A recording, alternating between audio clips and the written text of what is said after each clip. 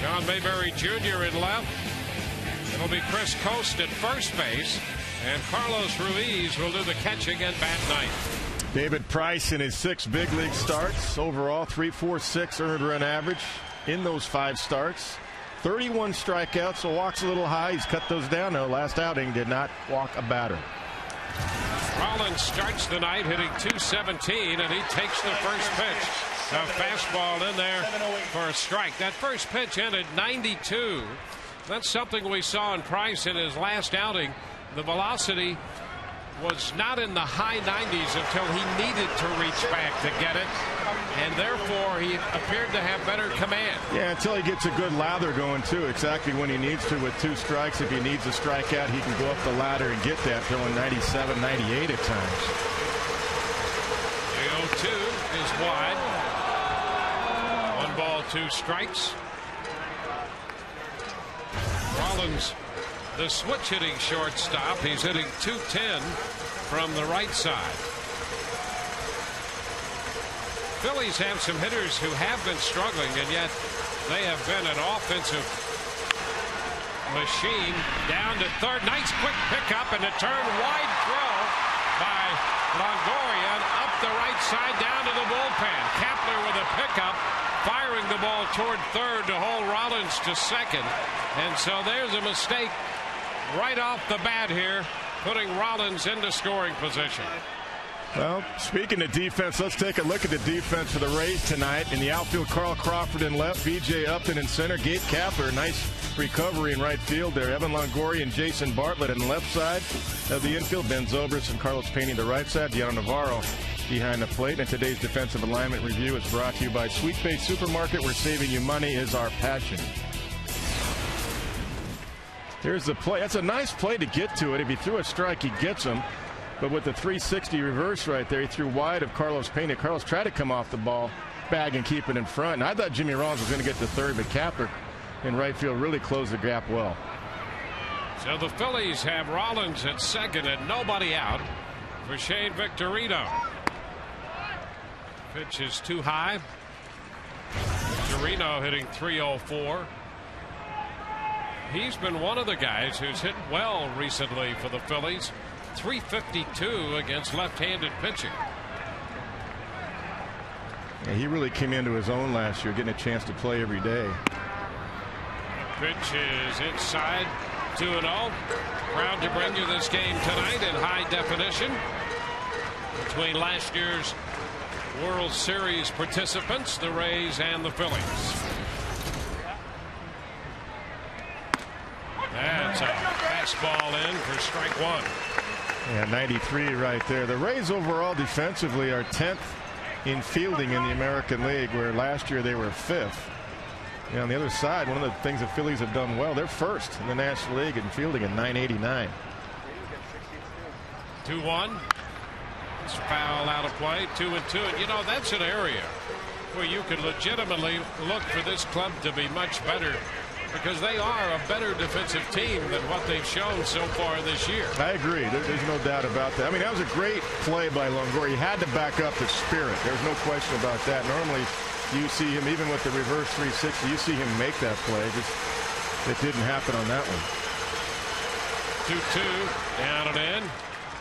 Tried the slider that time, and the count goes to 3 balls, 2 strikes.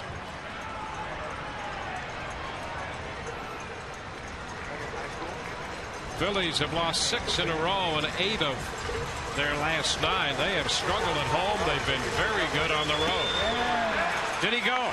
He did not.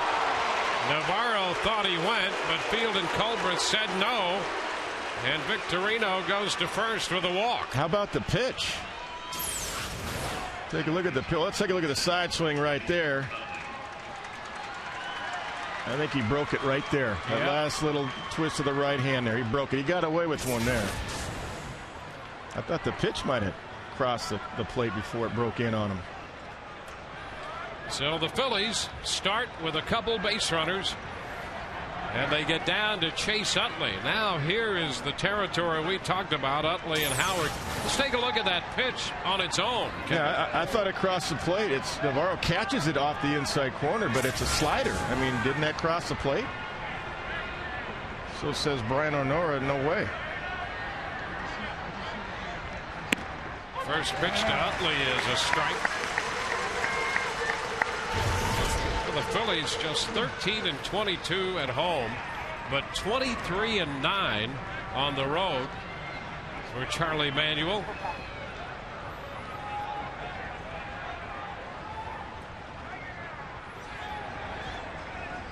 That's a strike. Fastball. 0-2. Brian O'Nora with authority on that call.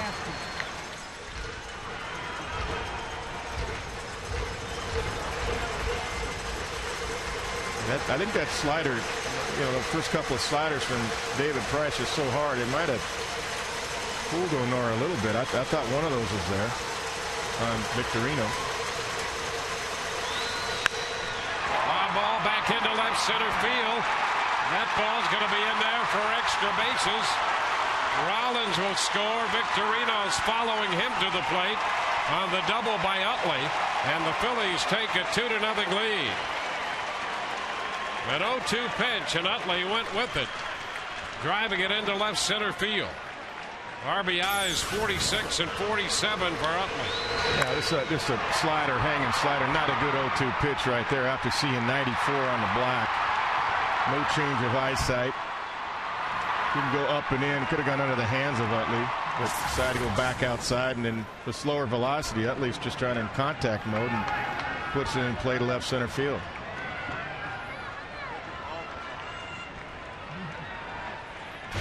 Ryan Howard.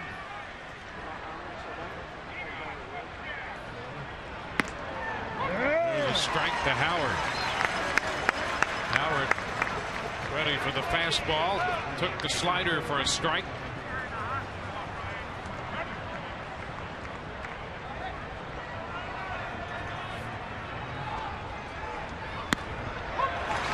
And another one in there. Strike 2. I think early the good news is David's throwing strikes. Even the sequence to Victorino, he was right there. He's not missing by much, even though he hung a breaking ball to Utley. I like that he's repeating his delivery pretty well tonight. Foul ball on a fastball. Ryan Howard has not started the last couple games for the Phillies. He was hospitaled a couple times over the weekend with a sinus condition.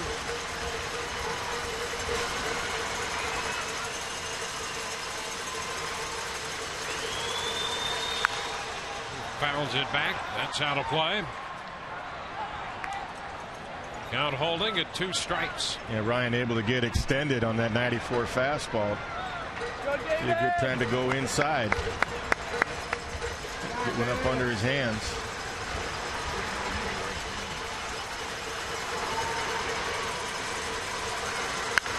And a shot toward left center field.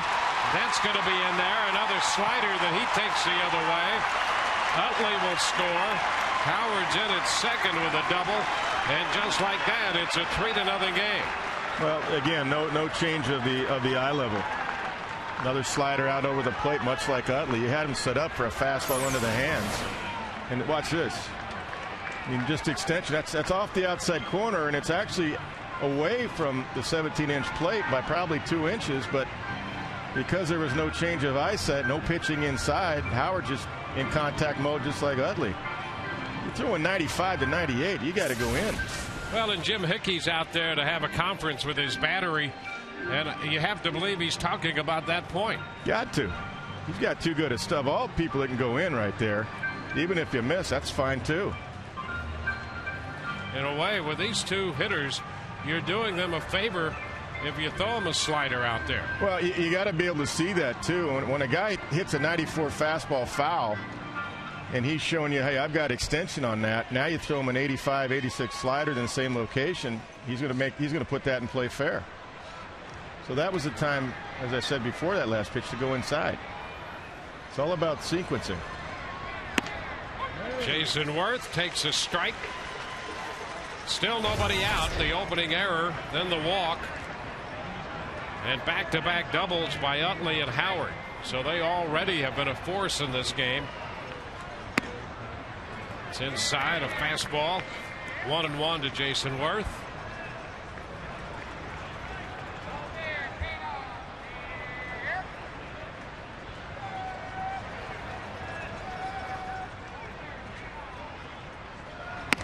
There's a strike, a good firm fastball. 1-2.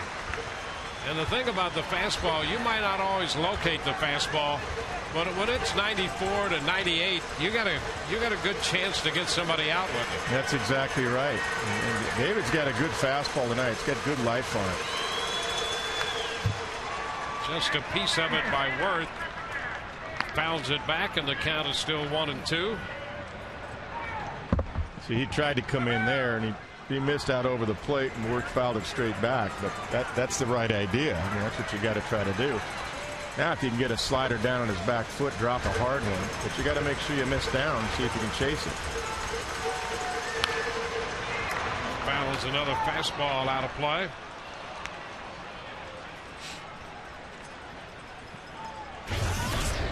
So this first inning is turned into a little longer inning than Price would like.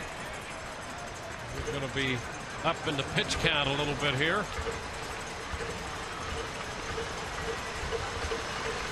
The 1-2 and a line drive, base hit into left. Stopping at third is Howard. That's 3 straight hits, 5 consecutive base runners. Tonight's broadcast is on AFN, the American Forces Network, broadcasting to the U.S. Armed Forces, serving in 177 countries and aboard ships at sea. They're watching around the world in Iraq, Germany, Italy, Southwest Asia, South Korea, and Japan. We welcome and salute each and every one of you.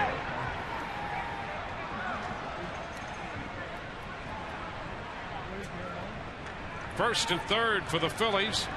Nobody out. Pedro Feliz, the third baseman. The pitch is too high. 1-0. Price right now at 25 pitches.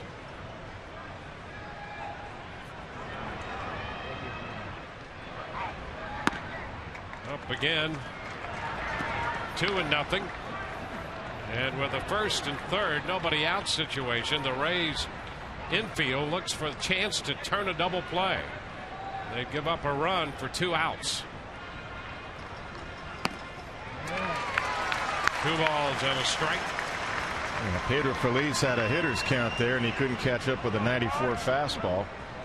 Now, David's gotten hurt on 3 sliders. That last one to Worth for the base hit was just another hanging slider, so that's not working for him early. You got to recognize that. Throws it by Feliz again. That pitch is working. All 3 big hits have been on sliders, and it's just, you know, it will come along. You cultivate it, but if it's not working early, stay with what is. And that's number 1. 2-2 now. He fouls another fastball back.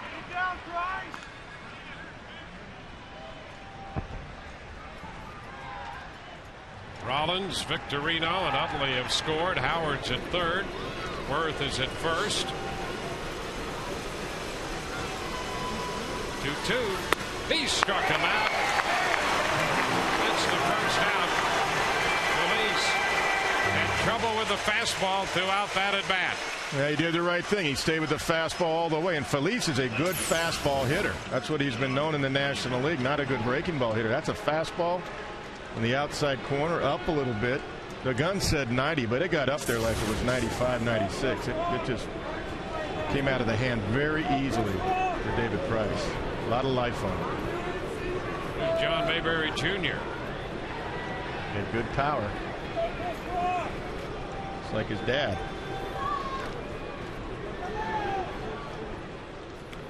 Worth at first base. Well, he gets better with each out. That's a good sign. That's a good sign. Got 1 out right now.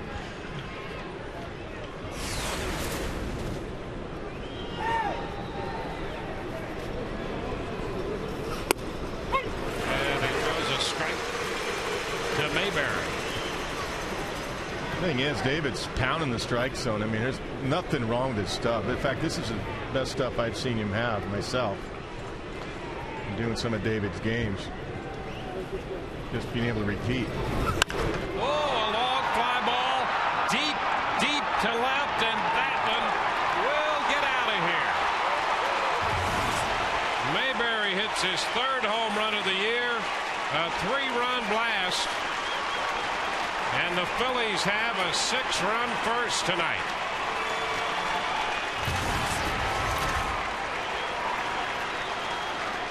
That's amazing that you can do that kind of stuff and be down 6 runs early. That was down and in. So he's a low ball hitter. Good compact swing and a lot of launch to it. Well, we advertise this as 2 offensive teams.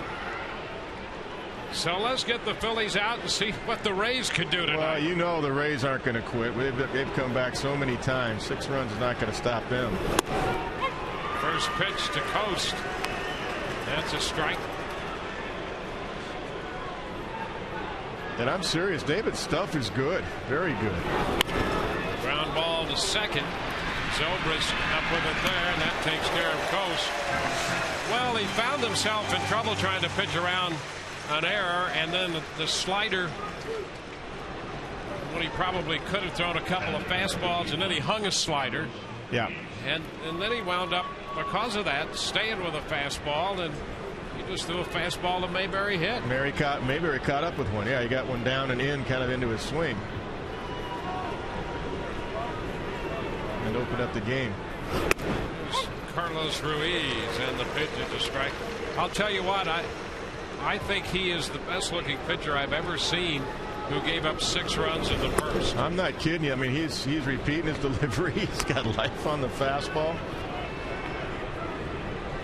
It's a shame because his stuff is really good tonight. Much better than what the 6 runs indicate. Look at that. There's a strike, and it's 1-2.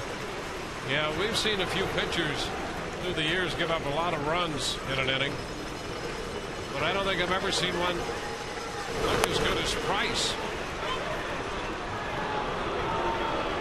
Culver says he held up, and the count is 2-2.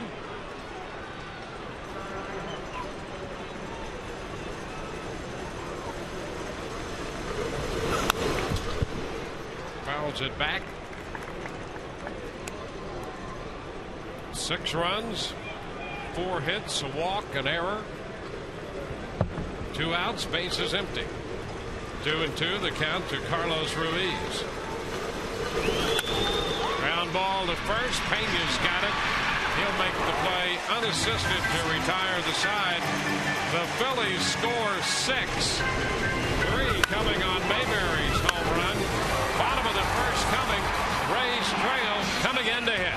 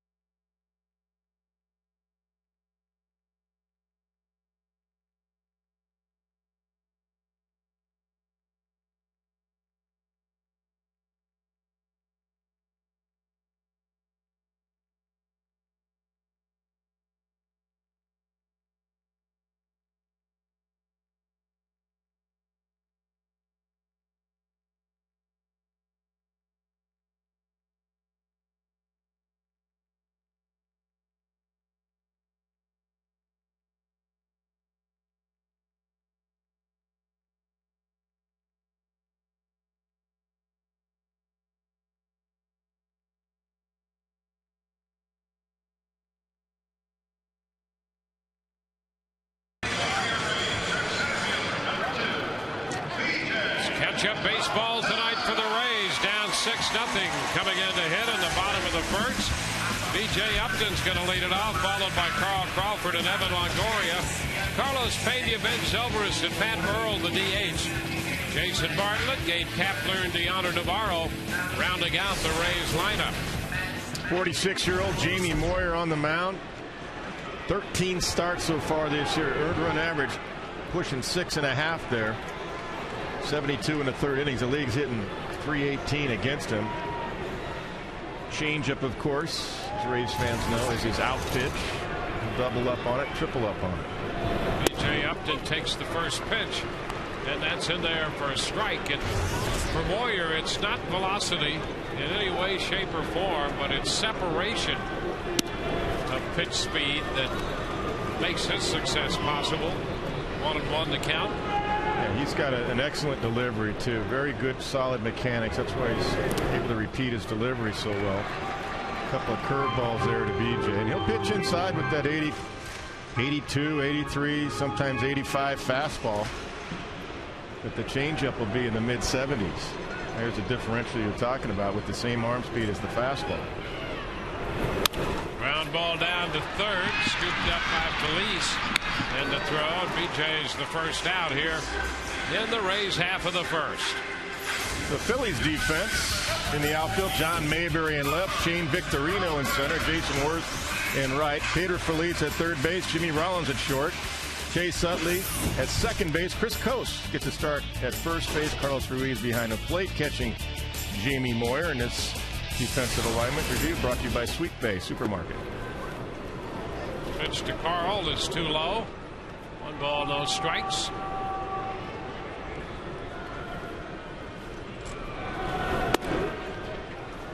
Inside. See, he'll do that. That's 80. But he'll pitch in. No fear. There's a great lesson in that for a lot of pitchers. Some pitchers without great stuff are reluctant to pitch inside. Stuff in terms of velocity. Moyer's not one of them, and he's been successful because of it. 3-1 right now.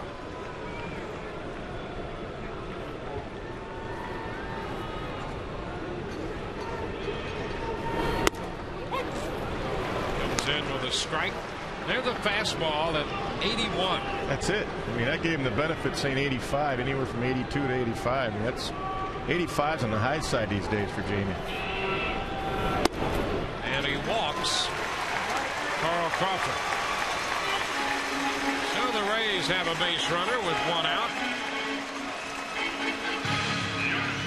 Evan Longoria will be the hitter. And that's one thing you try to do against Jamie Moyer. He won't go much past the 100 pitch mark. About 6 innings, so you really try to work the count, which the Rays do well anyway.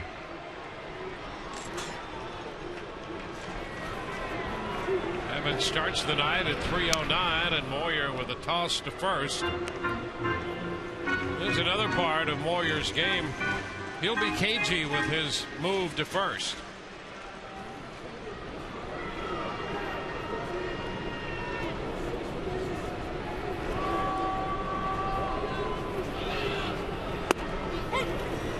Strike 1 to Longoria.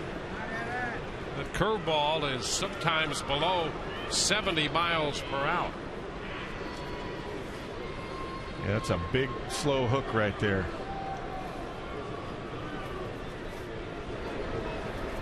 Headed to first again, and Crawford's back in. 250 career wins for Jamie Moyer. He's now 2 starts short of 600 major league starts. And a 1-hopper to second. Utley to Rollins 1 and over to first. Longoria grounds into the 4-6-3 double play. We're at the end of 1. 6-0 Philadelphia.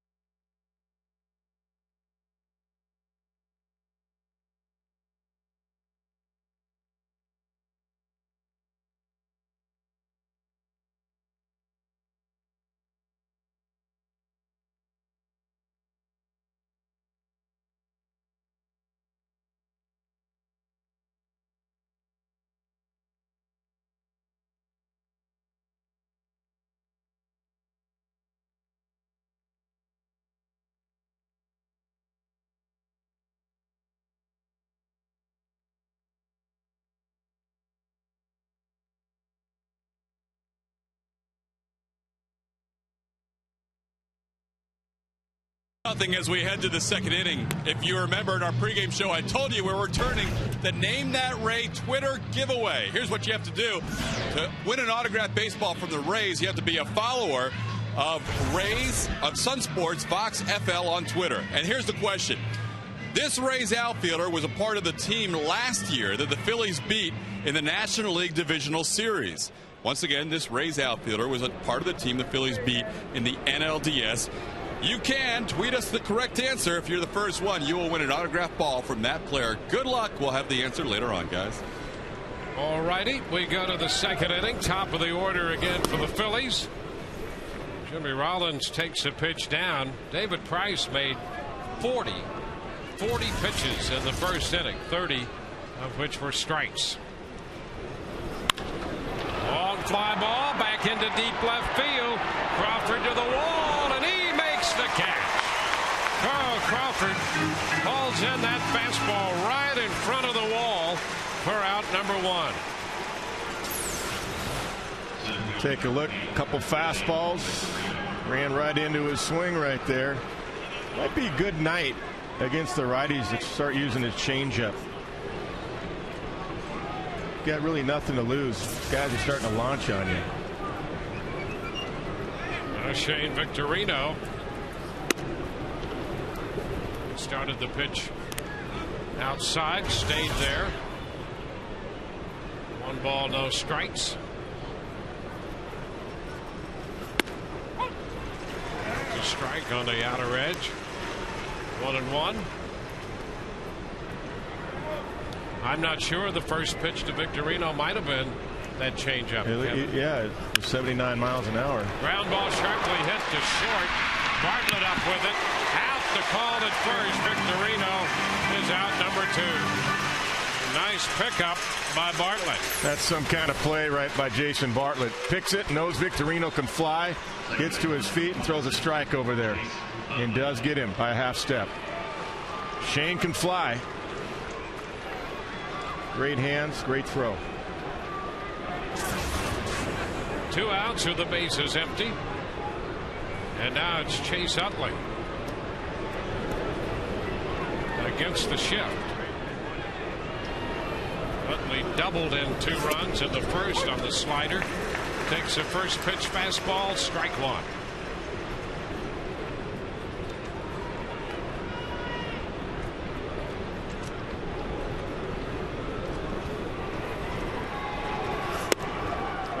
Takes it low. Tonight's game simulcast in Spanish. You can access this audio feature by selecting the built-in SAP option on your television. Foul the other way, out of play, and it's 1-2.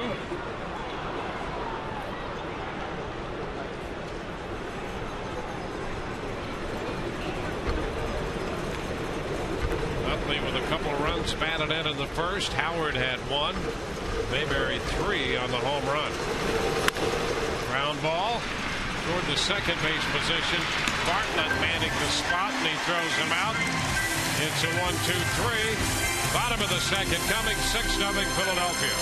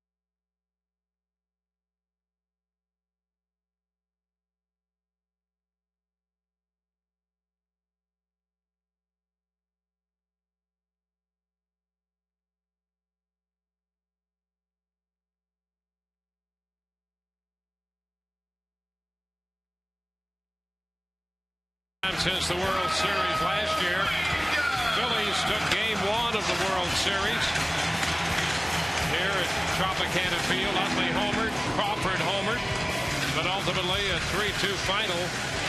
Brad Lidge worked the ninth inning to post the save. Old Hamels had the win in that game. Scott Kazmir took the loss. Utley has a big hit tonight already, a 2-run double in the first.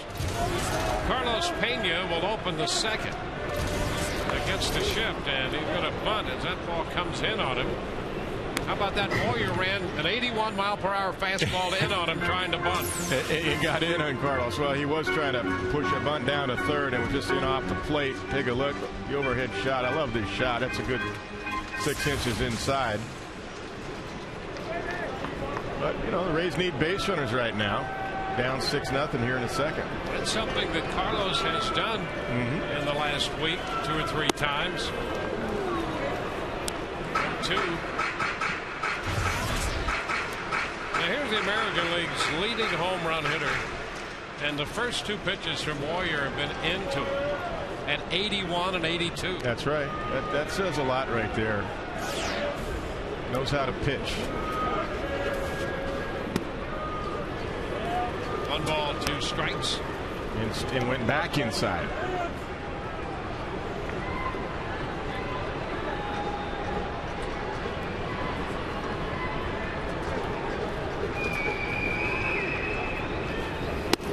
Swing and a miss. Boy, that off-speed pitch strikes out Pena. What an exhibition of pitching right there by Moyer. Well, it was 81, 82, 82, and then here's 73. Look at that. Changeup. Off the table. 9 to 10 mile an hour differential. Great arm speed. Same arm angle as the fastball. 10 miles an hour slower. Changeup lefty on lefty at Absolutely, and he does that. Absolutely. Jamie will do that.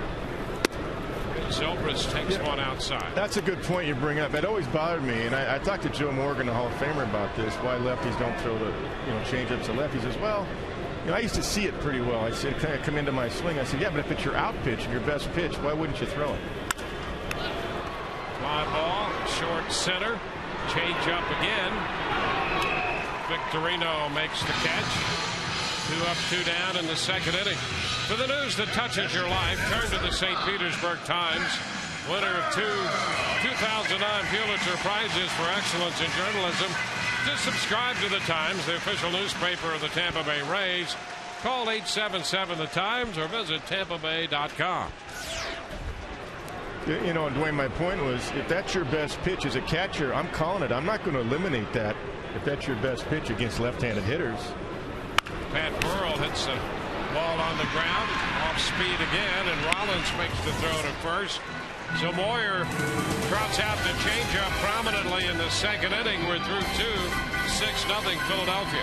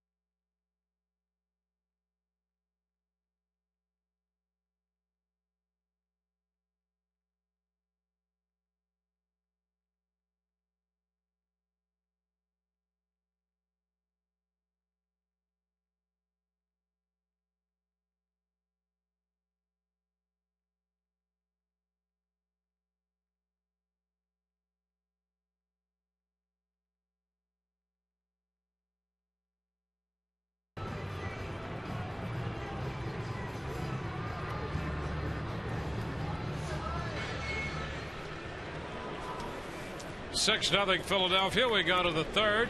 Reminder, fans, stop into your local Hess Express. Pick up the 09 Rays pocket schedule.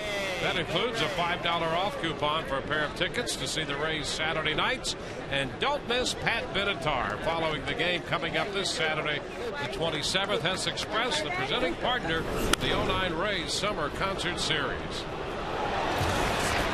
Ryan Howard going after the fastball, and he fouls it away. Strike the count. Howard, Worth, and Felice due up.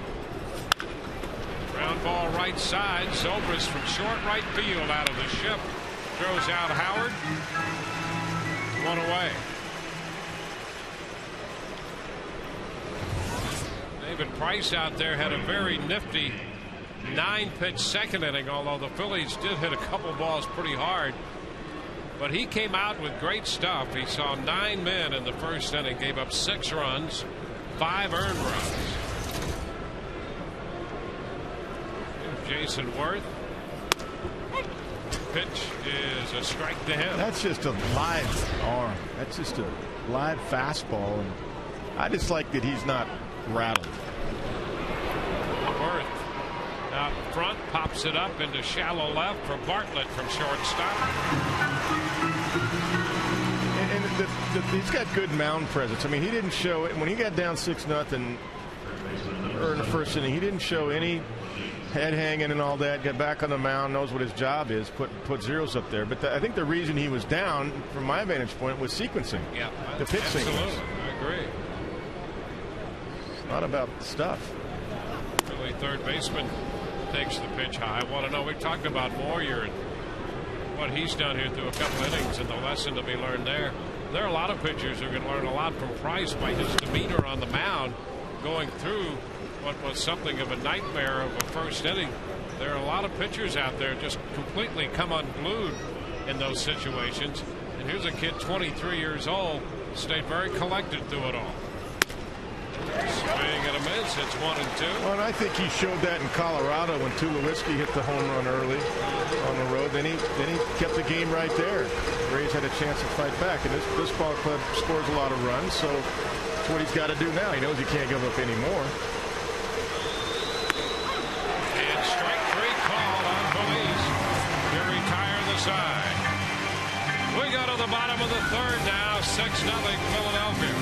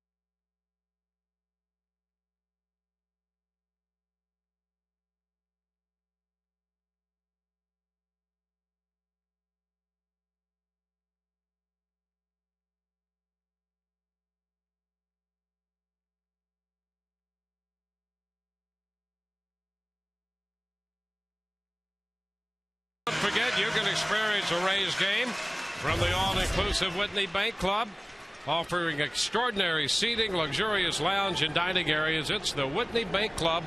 Upscale full menu buffet and inclusive drink options. Call 888-FAN-RAYS. Go to RaysBaseball.com for more information. Jason Bartlett leading off against the veteran left-hander. 1 ball, no strikes. Jamie Moyer Moyer, the last 4 starts on the road, has pitched to a .633 earned run average, and that's pretty much what he's done all year to this point. This is his 14th start, 4-6 with a 6.35 ERA.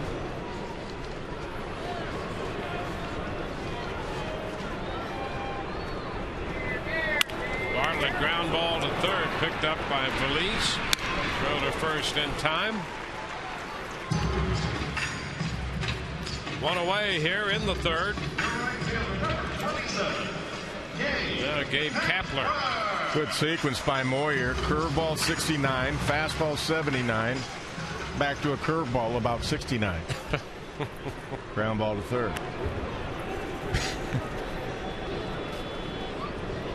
This should tell the scouts of this country and abroad that it's not about velocity. Everybody looks for that great arm, which is important. But boy, if you can pitch, you can locate.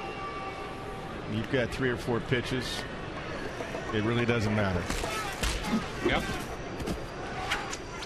1-0 the count to Gabe Kapler. 2 balls, no strikes. And it took Moyer a while to figure all that out. When he came up, he was never a hard thrower. We mentioned that Price was only 10 months old when Moyer made his major league debut. There's a line shot back into left. That will two-hop the fence, and Kapler continues his red-hot hitting.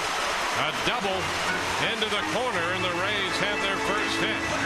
Yeah, good for Gabe. Really good to see him get going. He got going really against the Yankees in the last road trip before this past one, the home run. And since then he's hit 3 more, and now he hits a double, and he's got his batting average up 237 coming in before that double.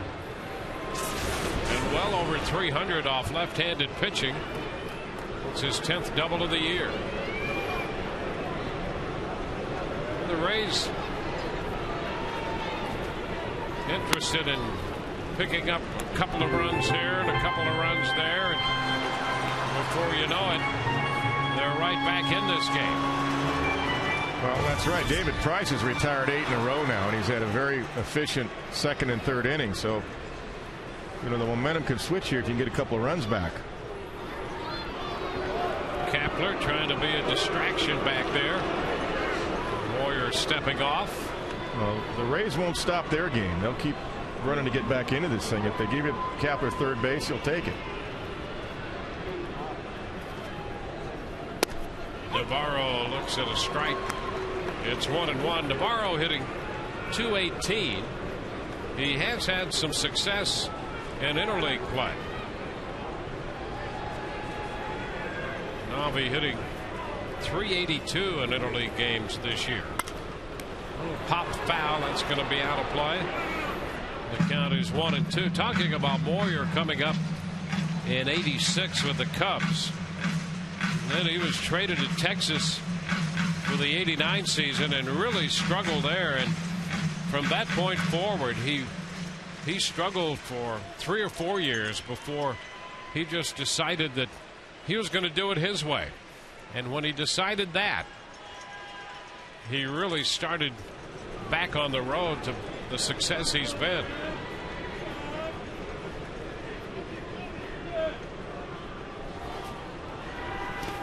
Low covered up by Ruiz. The count is 2-2. Boy, Ruiz, one thing last year I talked about him during the World Series. He didn't hit a whole lot. He got some clutch hits the whole playoffs here and there. Some of them C&I hits, but boy, he can call a game and he can block the ball. And he throws well. He's really engaged behind the plate with his pitching staff. That's his forte. Full count to Navarro. Brian Honora's moving around back there. He's kind of tricking us. Yeah. You're waiting for a call, and okay. Carlos giving the outside signs, and then he'll go set up. And a line shot. Fair ball. Oh, it's going to be a foul ball. Mike Esterbrook right on the foul line. Called it foul, and boy, it had to be fouled just by a microscopic particle of an inch. Yeah, nobody's arguing. He called it quick, too. Right at him. And it was foul. Boy, I'll tell you. Had a lot of hook to it. You know, all it has to do is catch any of the line. Yeah, that's a tough call, but he was right on it. Line drive, and it's off the glove of Rollins. Kapler will go to third. So Nobby comes back and gets a base hit. Rollins tried to extend himself vertically as high as he could. He just couldn't hang up there long enough. Yeah, Jimmy was jumping like it was a changeup, a little bit of it off the end of the bat, but no, he timed it pretty well. Just couldn't quite get to it. He can jump. So it's first and third for the Rays, and here's BJ. You'll get a point or two back here, and you get right back in it. Change momentum. Upton pops it into short right. Worth is there to make the catch. Tag at third, but no attempt to score by Kapler. He hangs on there as Upton popped it into short right. Yeah, that's a huge out right there. Huge out, not getting one of the runs back. And you can't run. Worth's got a very good arm in right field. Worth can play center, left, right. Definitely has a right field throwing arm. Kapler did the right thing, staying right there with Carl Crawford coming up.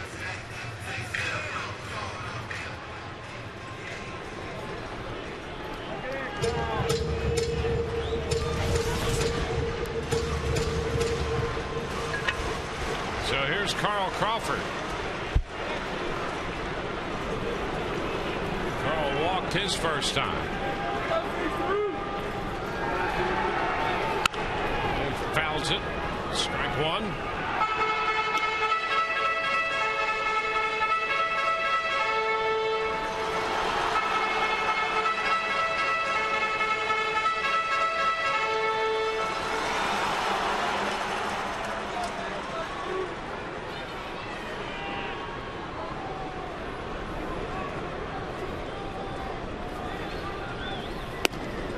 Pitch away. 1-1. Double by Kapler, base hit by Navarro, with Kapler advancing to third. 2 outs.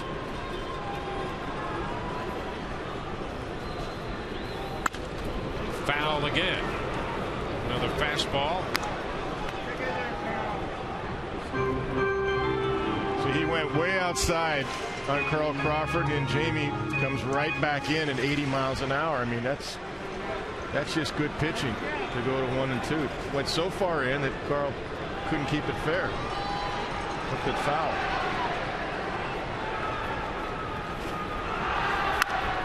And a little popper back at third. Felice and Rollins after it. Foul ball, and Felice makes the catch. And the Rays miss an opportunity. They lead 2 through 3, 6-0 Philadelphia.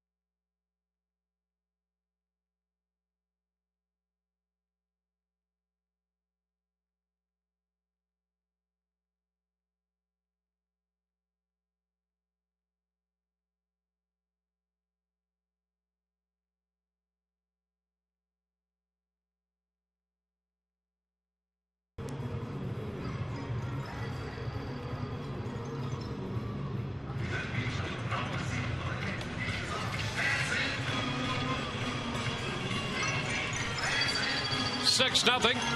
Phillies lead the Rays as we go to the top half of the fourth. And it's time for our Aflac trivia question. Aflac, we've got you under our wing. What starting pitcher did Jamie Moyer defeat in his major league debut on June 16th, 1986, when David Price was only 10 months old?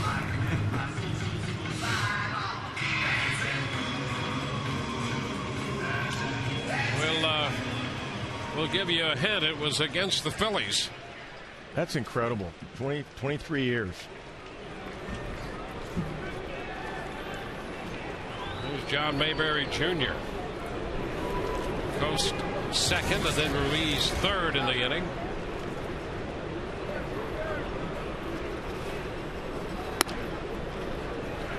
Pitch is too high. Mayberry hit that big home run in the first. Navarro setting up in. That's where the ball was. It wasn't up, though. It was down. Foul ball back. That's going to be out of play. 1 ball, 1 strike. Yeah, I'd like to see him use that changeup now. See, I mean, he's got a big swing. Geared up for the fastball.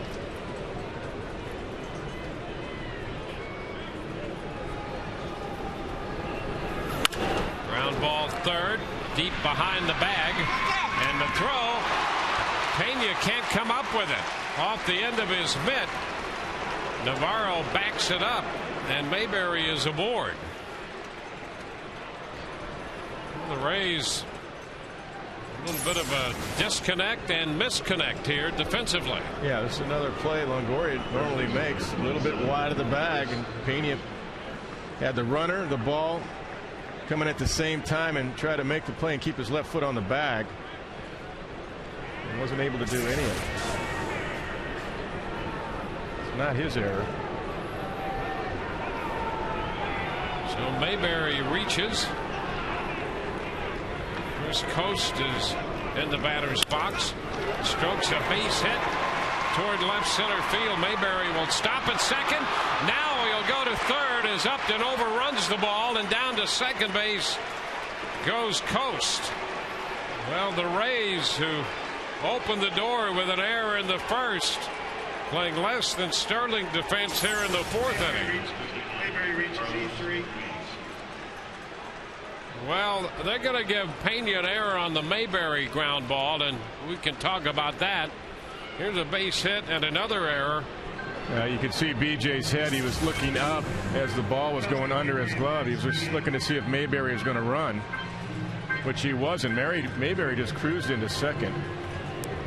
It's a different team. If it's the Angels or the Rays or somebody like that, you're thinking third base all the way if you're the runner. But Mayberry was just content with the ball in front of him and stopping at second, so there was no need to rush for BJ.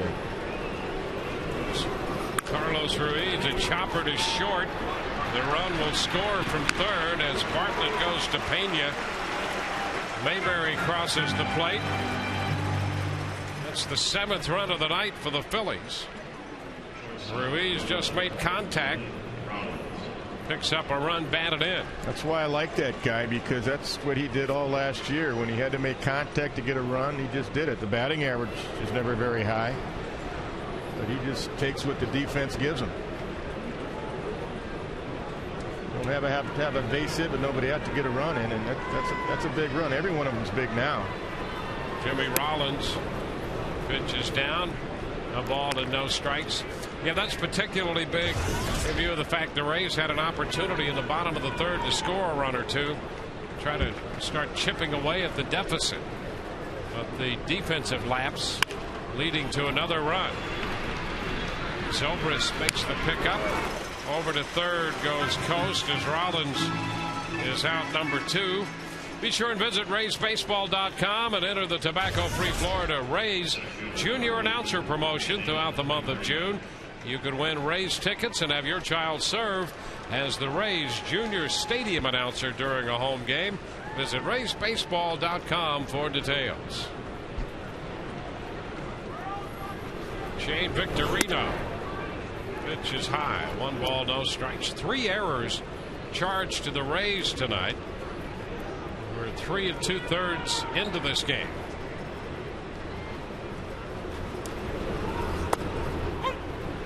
That's a strike. 1-1. Drop the slider in. Tough error for Pena too, because you got Mayberry who runs well. The ball's tailing a little bit in toward the runner, and you're trying to stay on the bag.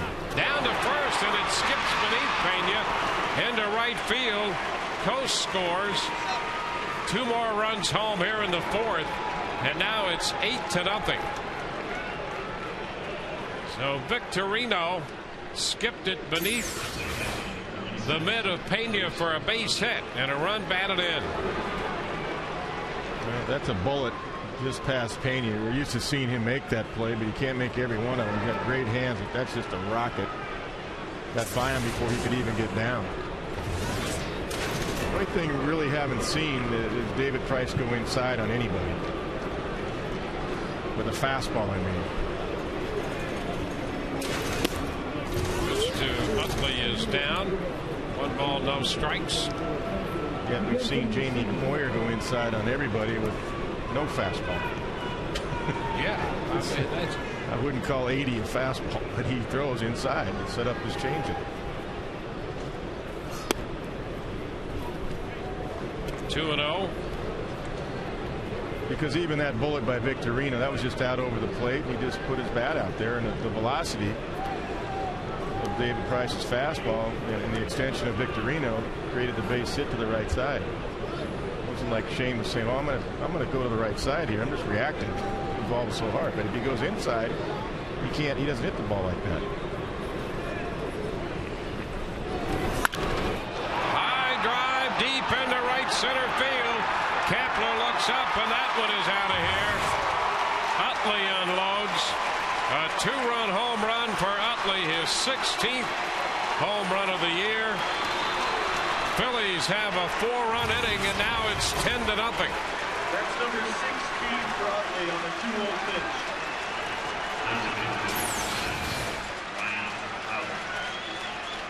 Well, 2-0. Navarro again sitting up away, and the ball was up and away. I mean, it's just great extension by Utley, but it's a free swing right there.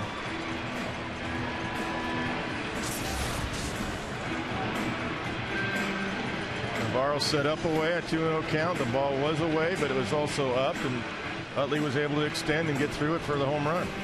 All of these runs are unearned, but that's really academic in the grand scheme of things, as the Phillies put up their 2nd big inning here in 4 innings against David Price.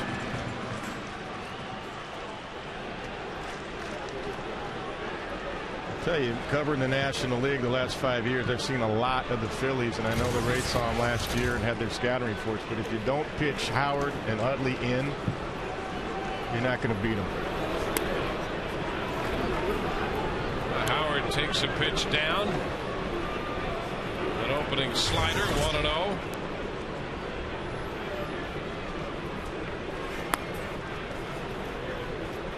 Two balls, no strikes. You got to pitch in to beat him away. If you don't do that, it's batting practice. Fly ball to left. Crawford back a few steps. He'll have room.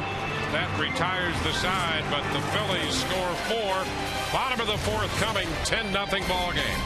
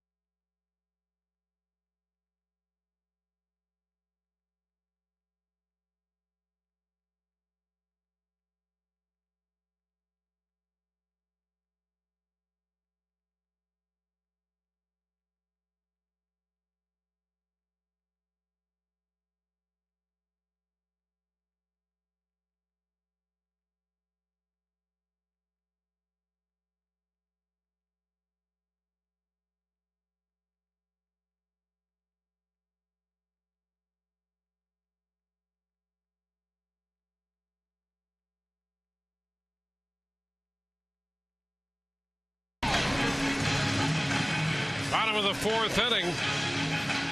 Rays trail 10-0 against Jamie Moyer.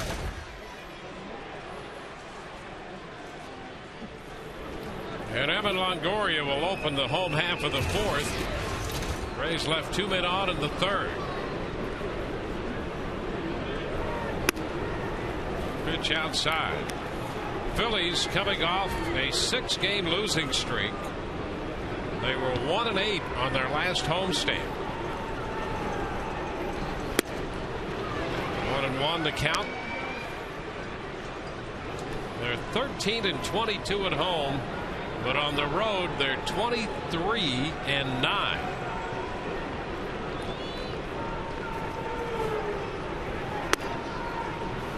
Pitch is inside. 2-1. That's a good pitch, though. See, I mean, Honora almost called that, but that's in off the inside corner just to mix it up. See that strike? How about that? That fastball in, set up that changeup away. Take a little off, put a little on, change location. Full count.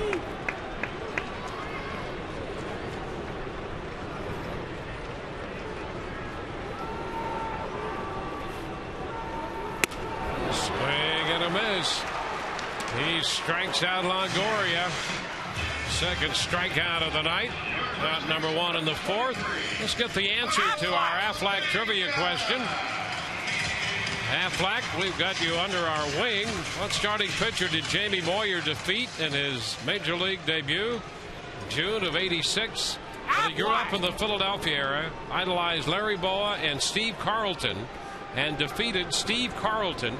He worked 6 1/3 innings, gave up 4 earned runs on June the 16th of 1986, making his major league debut. That's amazing. And how long has Steve Carlton been retired? Yeah, I know. I mean, it's incredible. We talk about the age difference between Moyer and Price. I mean, Jamie's been around long enough that he's faced a number of father and son combinations who have each played in the major leagues. The Bells and the Boones, and Cruz and Griffey, Perez, Ward. Liner into left center field by Pena. Mayberry makes the pickup. Pena's going to dig for 2, and he is safe as he hangs on, sliding to the infield side of the bag head first. Pena hustles it into a double. That's one thing you got to love about the Rays is they're down big right now, but Pena was looking 2 all the way. Puts the ball out over the plate, and he's hustling right out of the box, and the play's ahead of him, so he's looking 2 right out of the box.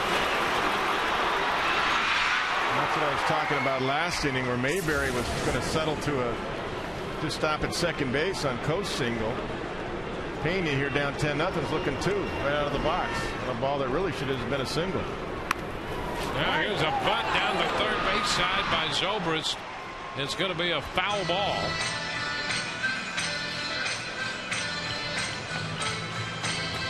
See, and I like that play too. Here's Zobrist with 15 home runs, but the Rays are down 10, so he sees an opening for base runners. Base hit, put runners at first and third. That's just good baseball, trying to get back in the game. Well, here's a team that scored over 400 runs this year already. So they should think, you know, essentially with 6 at-bats left, I mean, they can score runs. Big time.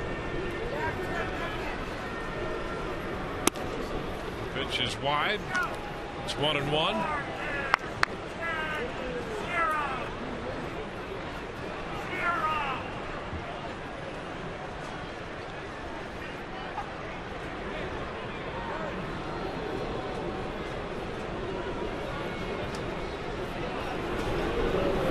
Zobrist swings through this one. 1 ball, 2 strikes. A pretty good pitch to hit too. He just got underneath it. I think the timing was fine. The ball was just above his hands.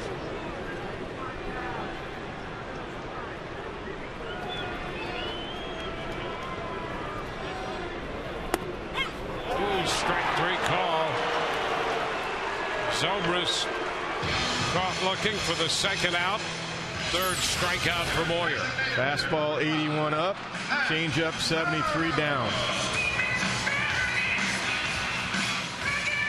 Look at that paint, had the inside corner. Whether it was down or not, it doesn't matter now because Noah thought it was there. So here's Pat Burrell. He grounded out to short on a changeup his first time. It's inside. 1 ball, no strikes.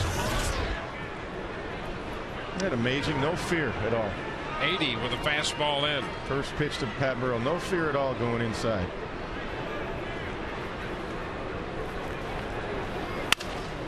And a foul. Another fastball in there, but in off the plate.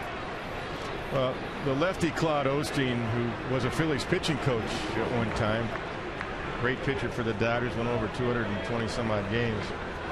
My pitching coach for a few years, including the big leagues. He said the way he attacked Hank Aaron was do exactly what Jamie Moyer did. Go inside enough where he couldn't keep it fair. They used to ask him how he pitched to those great hitters, Mays and Aaron. He said, I kept going inside, so he put 2 strikes on him. Then I tried to go away after that. But, you know, when you go in, you got to get in off the plate. We're not talking about middle in. We're talking about in. Painting inside. 2 balls, 1 strike. You know, Moyer came to the big leagues with a pretty good changeup. It's something he developed really before he got into pro baseball, and never threw hard. And one of his problems was that he was so dependent upon the changeup. And when he decided that he was going to do it his way, he became a much better pitcher because he thought it was all right if he threw a fastball that was at that time 85. He didn't have to throw harder than that. Right, exactly. And I had Jamie. Jimmy pitched for me in Boston in '96. Foul ball. It's 3-2. It's been really interesting. You had him as a pitcher, and I saw him come up with the Cubs. In fact, I did that game when he beat Steve Carlton for the Cubs against the Phillies. And to watch his development and to see him be so successful to the point of 250 major league victories. And ball 4. There was a point, and we mentioned those run of years after the trade to Texas, and he had about a 4 or 5 year span. He got released from the Cardinals and had really no place to go. He went home for a couple of months and finally hooked on with Toledo, at the time the Tigers AAA club.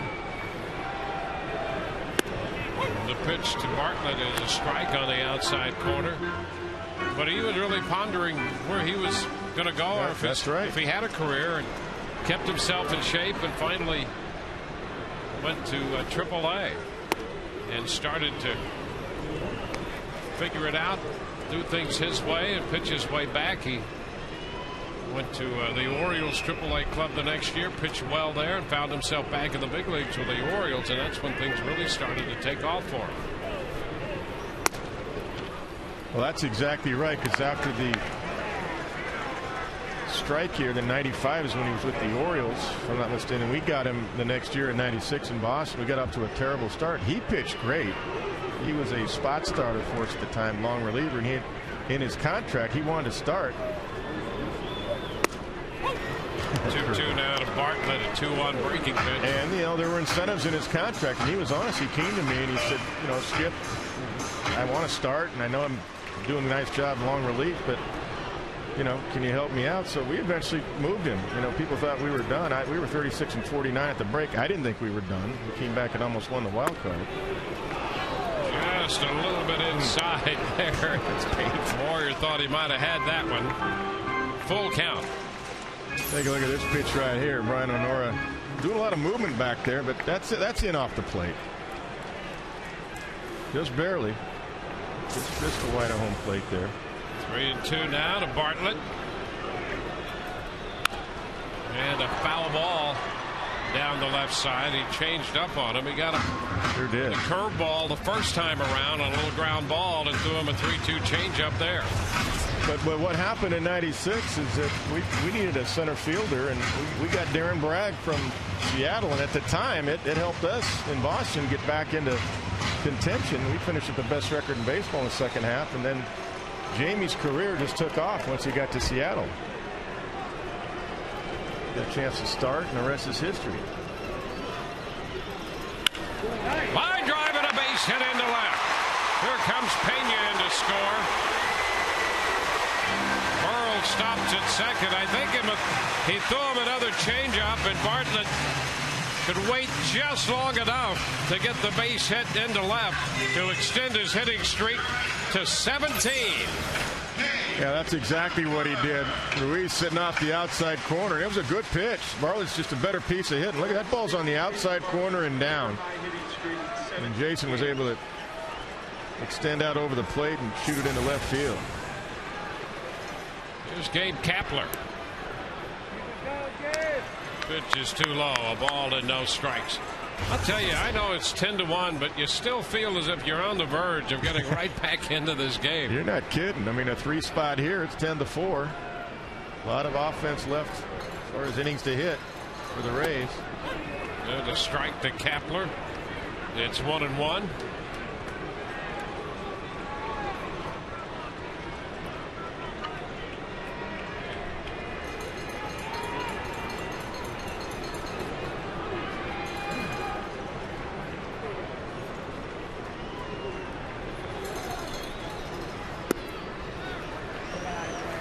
Boy, you've got to have a lot of patience to hit against Moyer. 2-1 the count.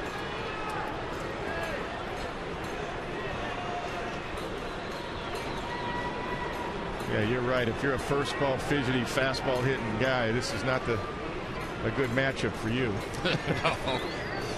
You'll be swinging like you're swatting at flies.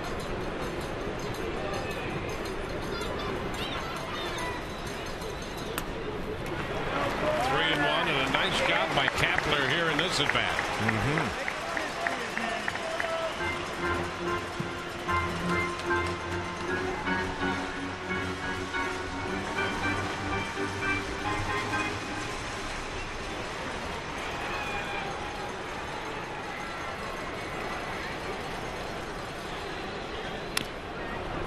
3-2. Now, didn't you know 3-1 you're going to see a 73 changeup? I think Gabe knew it. He still just couldn't hold up on it. I don't think that really fooled Gabe. It's just the arm speed was so good, it still got him out front. I mean, sometimes now is when Jamie will throw that little 80 mile on the inside corner, try to run it on the inside corner to you. 3-2 and a high foul down the left side. That ball's going to be out of play. He did come in there. That's what he exactly does. That. Yeah. He humped up on that one. That was 82. He got it 9 miles an hour more than that changeup away. And that's got the guts of a burglar right there. Look at that. Ruiz sets up in. Here comes 82. Little cut action to it. Gabe way out in front. Well, this is all about command. There's so many pitchers, and you see young pitchers who can't command a fastball. It shows you what you can do with command. That's exactly right. Change of speeds and command.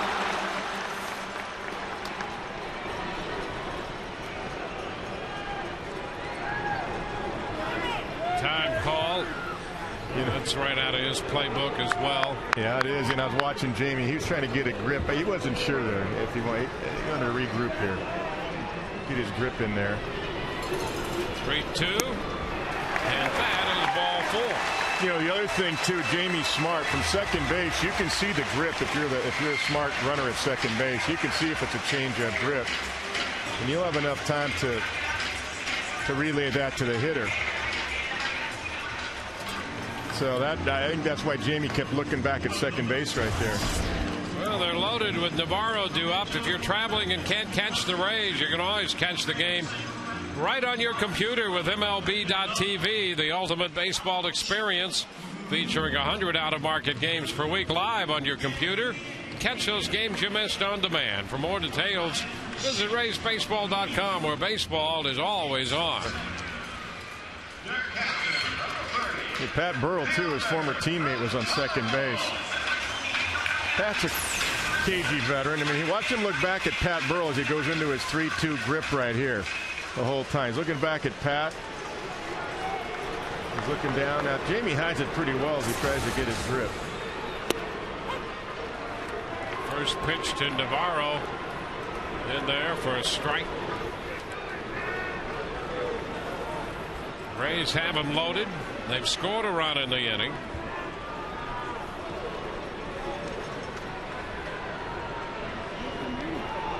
Navarro stepping back.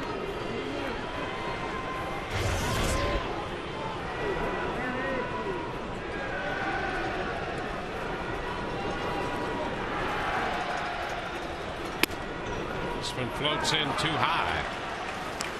Breaking pitch stayed up. It's 1-1. 66 curveball right there. Just enough to get there. Foul ball. 1 ball, 2 strikes.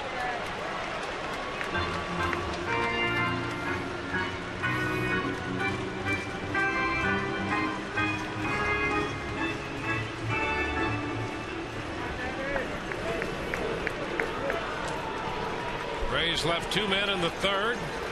They have a run with the bases loaded in the fourth. The ground ball to third. Feliz makes the pickup, and his throw to first in time. So the Rays leave him loaded, score 1. We go to the fifth, 10-1 Philly.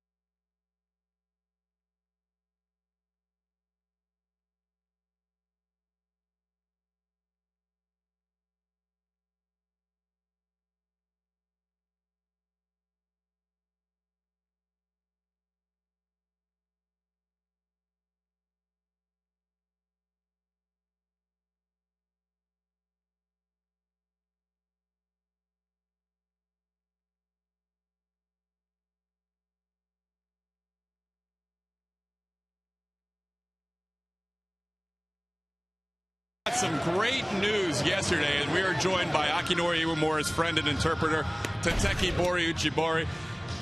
Tell us, first of all, the news is that Aki does not have a tear of the ACL. It's only a partial tear, and now arthroscopic surgery instead of reconstructive. What was his reaction to all this?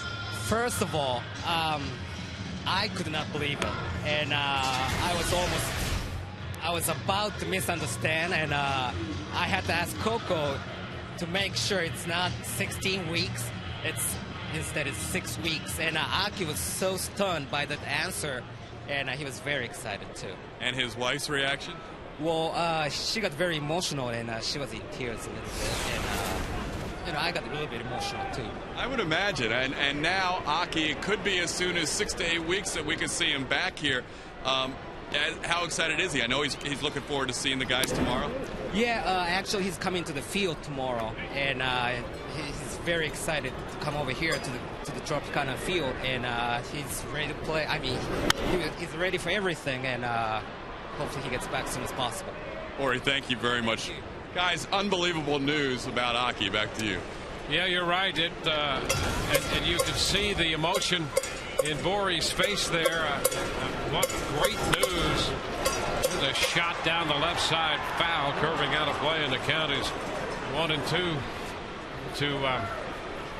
to anticipate the worst, and it appeared that he would have that knee reconstructed, and the implications of that going forward are far more severe than having an arthroscopic procedure to repair that knee. You're not kidding. It's just the greatest news ever, and I'll tell you, everybody, when they heard that news, everybody in the organization walked around with a big smile on their face, because Aki's such a likable guy, and you root for him, and so happy to hear that, and that we all knew what he had in front of him if he had to have that knee reconstructed, and boy, that was a long road back, and once you get back, it's an uncertain destination once you go through all of that.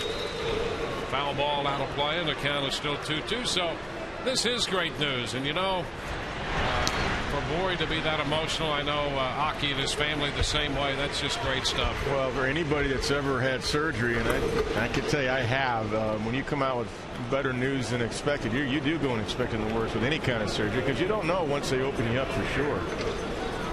To get in there and say it's a partial tear, 6 to 8 weeks, you may be out. That's huge.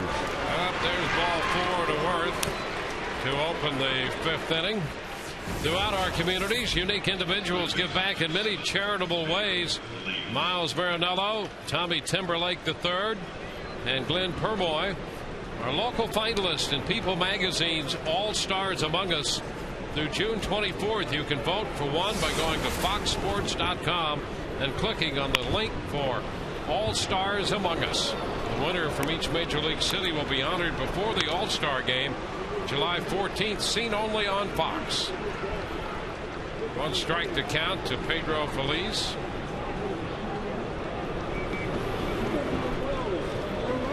You saw action in the Rays bullpen. Winston Abreu throwing down the right field line. We're in the 5th inning here, and Price is in the mid-80s in pitch count.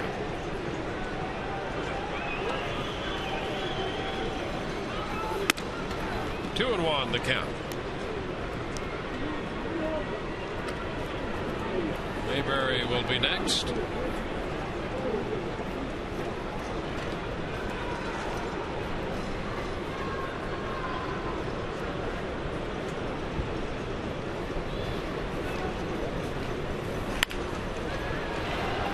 Fouled out of play. Takes the count to 2-2. He's gotten Pedro Feliz twice on strikeouts on fastballs. This particular sequence, he's got a couple of strikes on him because of the slider. Normally an excellent fastball hitter, but hasn't been able to catch with Davids tonight. It's going to be a foul ball out of play. Still 2-2.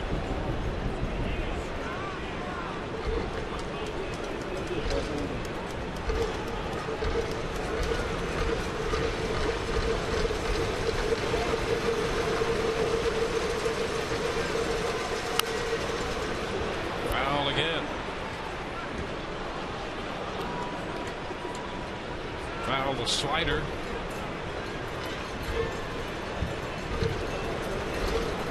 See, David gets that third pitch down, that changeup. Eventually, that's going to be the great equalizer. We won't have the bats like this where guys keep fouling off the hard stuff. Short fly ball, right field. Kepler with a lot of hustle gets there to make the catch, and Worth is back in at first. That's the first out. For the past 125 years, the St. Petersburg Times has been a part of the Tampa Bay community. From investigative journalism to award-winning sports coverage, the Time is Tampa Bay's newspaper of choice. Subscribe by calling 877 The Times or visiting TampaBay.com. going to be it for David Price. He works 4 1/3 tonight and will depart. Call to the bullpen brought to you by Metro PCS. Unlimit yourself.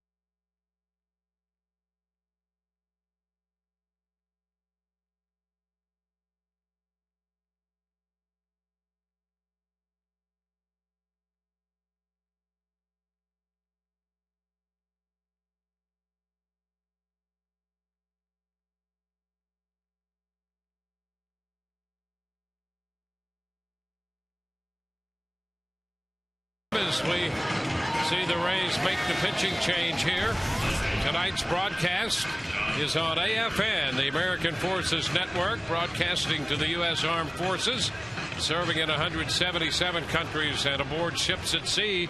They're watching around the world in Iraq, Germany, Italy, Southwest Asia, South Korea, and Japan. And a big welcome. Stay safe. We salute what you have done for all of us. Winston Abreu, 32-year-old right-hander, comes in, throws a breaking pitch. Strike one to John Mayberry Jr. Only one game so far since Winston has gotten the call up. Winning pitch. Not a whole lot of reference right there. It's a 1-1 count. He got the call when Jason Isringhausen went on the disabled list, and he has undergone surgery to have the elbow essentially reconstructed.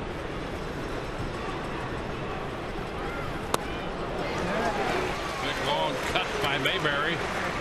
1-2.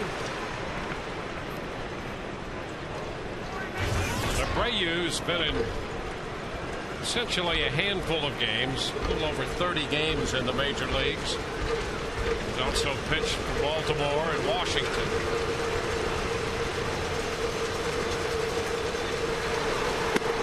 And a wave and a miss. He strikes out Mayberry. 3 good sliders right there on the outside corner. Same location. You can see Mayberry's just geared for number 1. We found out early. That's a good breaking ball right there. With tilt down and away. And Mayberry looking to pull off the ball right there, try to go deep.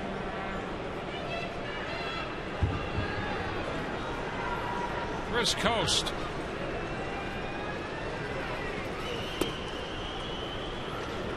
This ball down and in.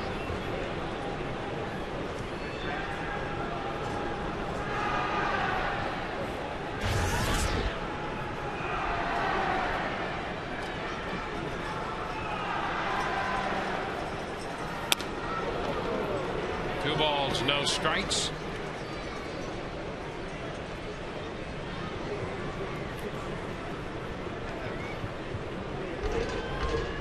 Abreu spent a little time in Japan.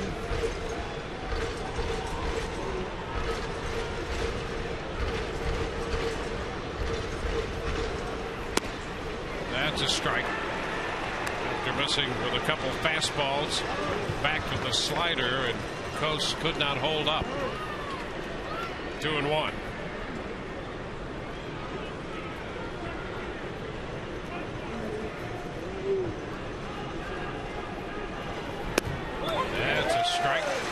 Dropped another one in there. Another good one. Yep.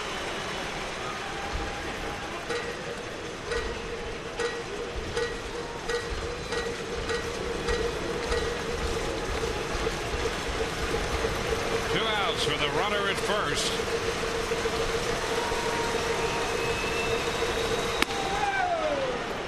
Fastball away. 3-2 now.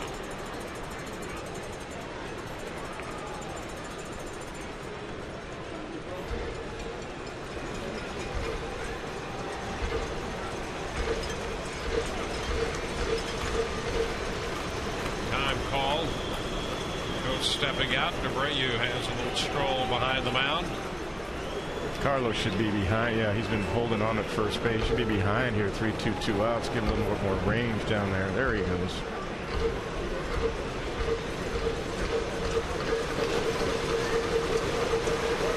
Worth over there. The runner walked to start the inning. He's going on 3-2, 2 outs, and the pitch is fouled away.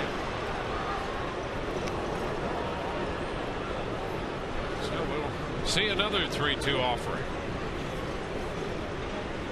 Abreu has missed with the fastball and it's known as slider for strikes or swing and miss strikes. So a slider 3-2 there. Coast going that way, fouled it out of play. Coast is looking out there for it. 3-2 and he got it. He threw him the slider. Strikes him out. Phillies leave a man. We go to the bottom of the fifth. 10-1 Philadelphia.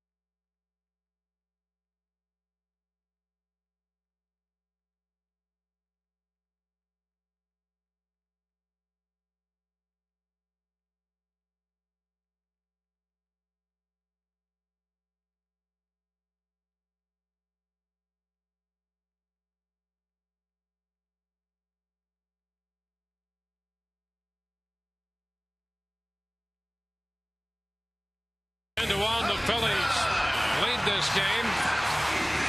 Utley's double opened the scoring in the first. Mayberry hit a 3-run home run to cap a 6-run inning. In the fourth inning, Chase Utley belted a home run, his 16th of the year. A 2-run shot to cap a 4-run Philadelphia inning. And Jamie Moyer, the veteran left-hander, has been in charge tonight. He's allowed a run on 4 hits through 4 innings. Top of the order, B.J. Upton here in the 5th takes the pitch outside. 1-0. Third time around the lineup. This is the inning where the Rays got to get back in the game right here and get a few runs. 2 balls, no strikes.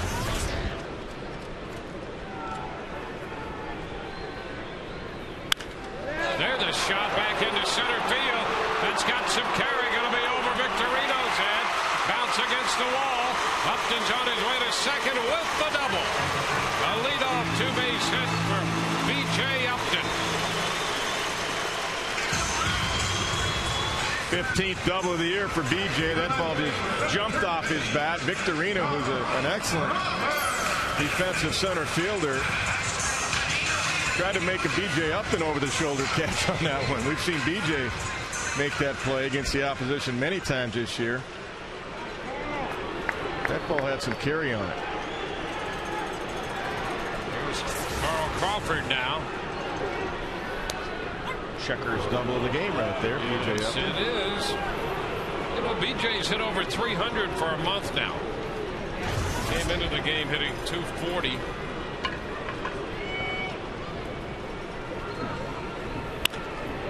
Down the right side, that's going to be foul and out of play and take the count to 2 strikes. Just to give you a little more perspective on what Moyer's accomplished with 250 wins. His next win will tie him with Bob Gibson. That's incredible. On the all-time win list. Isn't that incredible? He's only 3 behind Carl Hubble. Well, obviously it's a longevity, but that says a lot too. I mean, I think Don Sutton's in because of longevity, the Hall of Fame. Crawford checks on a fastball in. 1 ball, 2 strikes. See, 3 starts short of 600.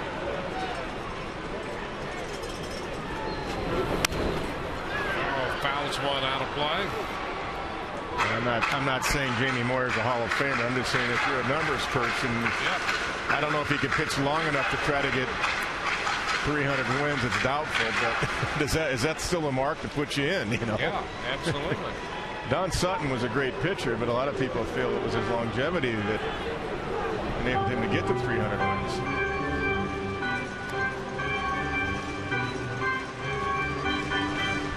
Something to be said for that too, though.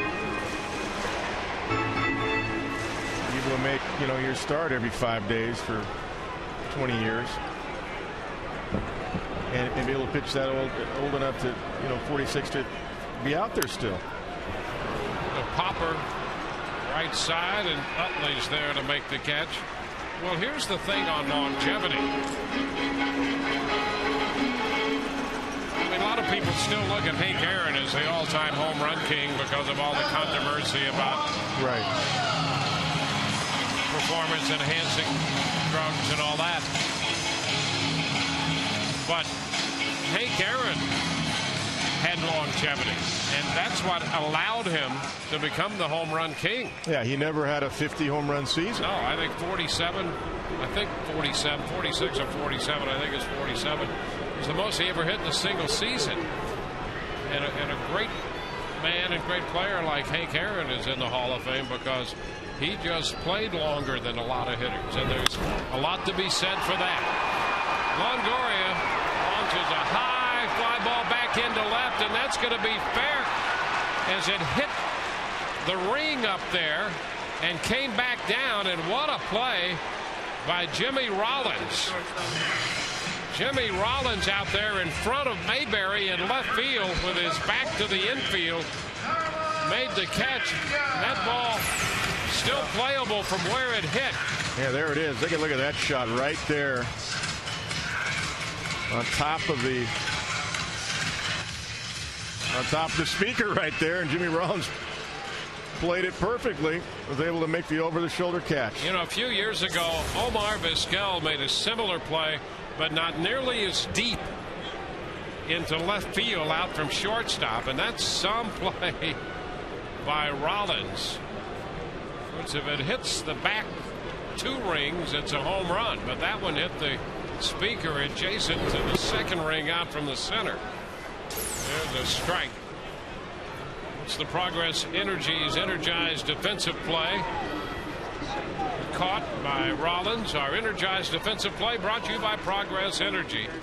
So it's off the B ring. The speakers were hanging.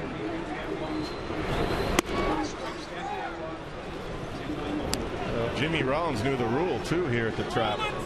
He stayed with it. I don't think Mayberry had a play. I mean, really, it should have been Mayberry's ball. As far out as Jimmy Rollins was there in left field.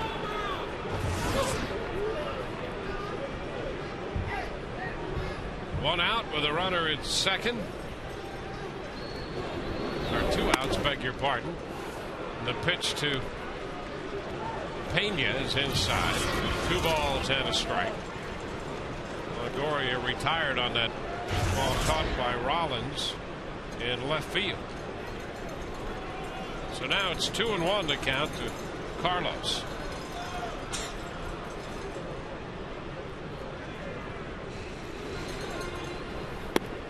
And that's low. You know, it's amazing about Jimmy Rollins is he comes in hitting 217 because everybody, I've seen Jimmy a lot in the National League covering it, but everybody that talked about Jimmy Rollins at WBC, the players that hadn't played with him said the most impressive guy was Jimmy Rollins, his athleticism, how good a hitter he was, how good a shortstop he was, and yet he's having a tough year offensively. Ground ball into the shift. Utley from shallow right throws him out, and that retires the side. No runs a hit. The Rays leave a man through 5, 10-1 Philadelphia.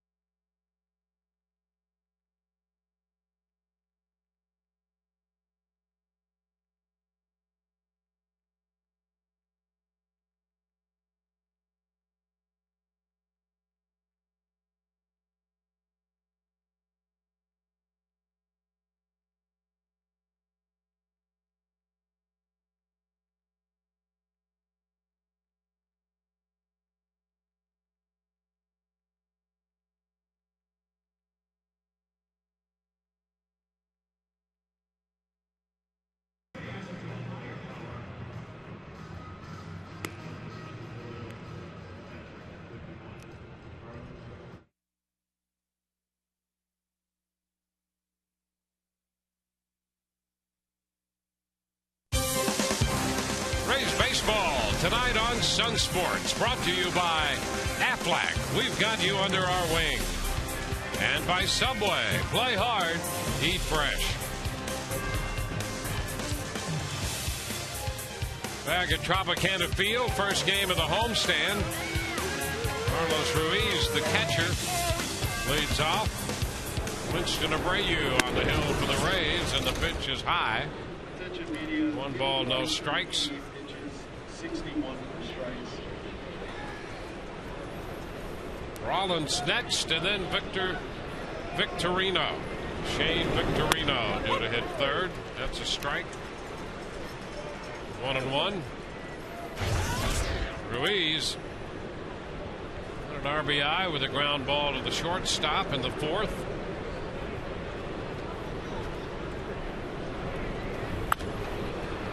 Foul out of play. 1-2. Surprising and amazing to me too coming in. The Phillies have suffered such a big difference at their home record and their road record. I mean, they just came off they've lost 6 straight coming in. 13-22 at home. Absolutely. In that ballpark that they're used to playing in, with all those power hitters. Foul ball. You know, here's the interesting thing when you look at their home and road record. 13-22 at home and 23-9 on the road. Well, their TVRA is higher at home, and in that ballpark, you might expect it. Sure. Their team earned run average on the road's 415, and it's 537 at home. Liner into center field, and that's going to fall for a base hit in front of Upton. And Ruiz is on base on a leadoff single. Rays 10-game package has a nice ring to it. Buy 2 or more 10 packs and receive a replica 08 American League Championship ring. You can select the games of your choice, including 4 premium games. Call 888-FAN-RAYS or visit RaysBaseball.com to select your games and receive your replica ring. to further that point on their home and away record, you would expect the disparity in pitching, higher earned run average at home. But how about this? On the road, they're hitting .273. At home, they're hitting .246. Yeah, that's surprising. And they've hit more home runs on the road than they have at home. Yeah, and they're number one in the National League coming in home runs with 98, and they've hit 2 tonight, so they've got 100 overall. Strike to Rollins, 0-2. And don't forget Raul Ibanez. I mean, the numbers he's put up. He's on the DL right now. Another big left-handed bat for the Phillies. Probably an all-star. Will be voted in.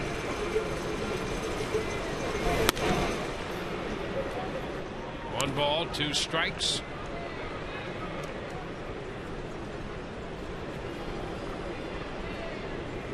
Runner at first, nobody out.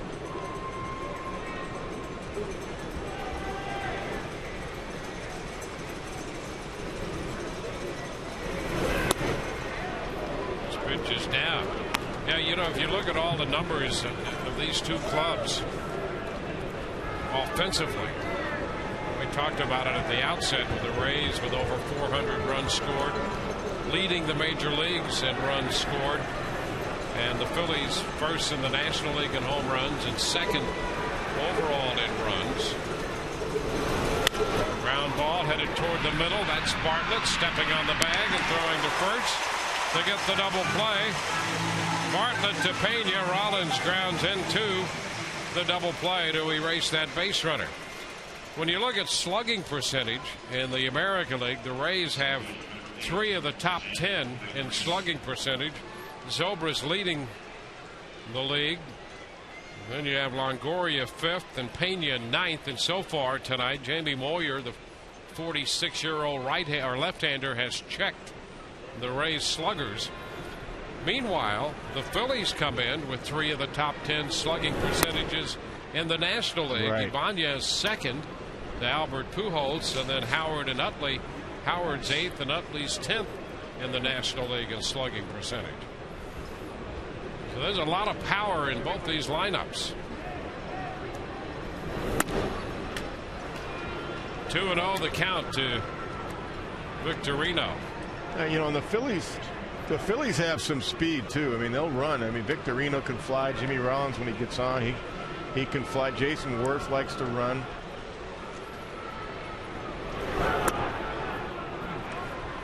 Three balls, no strikes to Shane Victorino. You know, with Ibanez out, Mayberry's done a good job. He's already got 3 home runs. Yeah, his dad had some left-handed power. Yeah, he did. He's got some right-handed power going. Victorino draws a walk.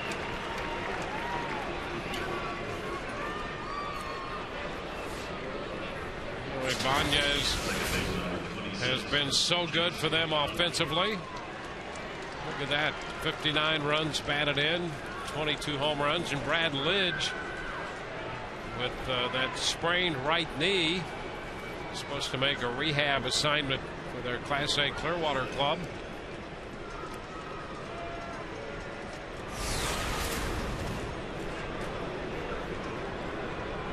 I mean, they finished 1-8 on their last homestand. They're still in first place in the National League East. A strike to Utley. Well, they were checking out what the Rays and the Mets were doing, that's for sure. They saw the scoreboard, and Rays helping the Phillies out, beating them 2 out of 3 on this recent road trip. But, you know, the Phillies different. You saw the picture of Brad Lidge. He's blown some saves this year. That's one of the reasons they only have a small lead right now, only a game and a half coming into tonight's action, because Lidge had a lot tougher time this year. Now, of course, it's on the DL. As you look at the standings, the NL East, the Mets are only a game and a half out. Of course, Beltran just went on the DL, and you just saw him that bone bruise in his leg. Yeah, and he made a great catch in center field despite that knee. Yeah. 2-1. Somebody's asked me today about the Mets, and I said, you know, they got Delgado out and Reyes and Beltran. I said, well, I equate that. Look what the Rays have done. They've still hung in the race. with Aki Uemura out and Jason Bartlett at the same game. Pat Burrell's out over a month. Casimir's been gone. I mean, every club goes through it, so I mean, you can't use that as an excuse. That's why you have to have good depth and good people in your minor leagues to come up and take an opportunity. We'll take the count to 2-2. Depth and versatility. Yeah. Those are the things that Joe Madden stressed from the very beginning here, and that versatility helps to give you depth.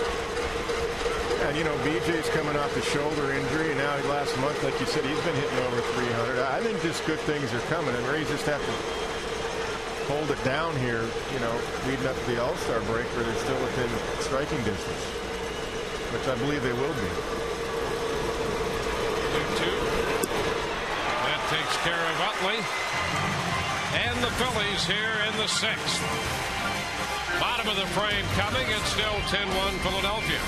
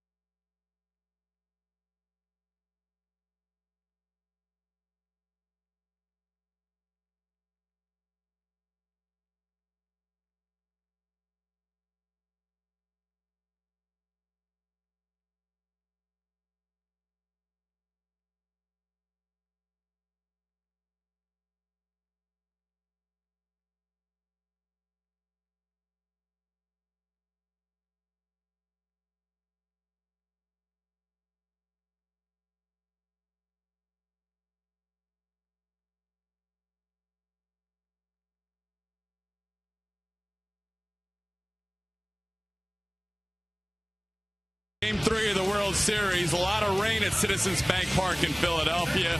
The game was delayed over 2 hours. They were kidding with Jamie Moyer, his teammates, saying, I don't know if the old man can stay up long enough to pitch in this game, but boy, did he ever.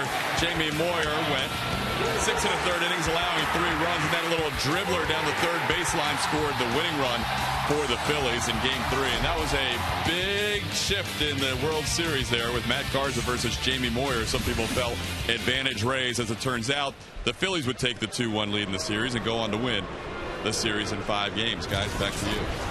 All right, and it's Ben Zobrist to lead off the bottom of the 6th inning against Jamie Moyer. Well, Moyer pitched into the 7th inning of Game 3. The Phillies won it 5-4.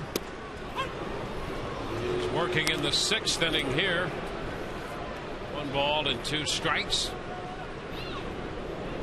There you go, among the active win leaders. Randy Johnson over 300, and Jamie the 250 mark well in hand. Zobrist is out, a ground ball to start the bottom of the 6th. Now Pat Burrell. You know, in that game, Jamie told me, I was in the dugout talking to him during that rain delay in the World Series, and he had already warmed up once. He was already prepared, and then it got pushed back a couple of more hours. So he got up a couple of times. Yep. He was given the wrong information. And I was surprised in that game he went back out for the 7th, but Charlie Manuel liked what he was seeing out of him. A 2-strike count.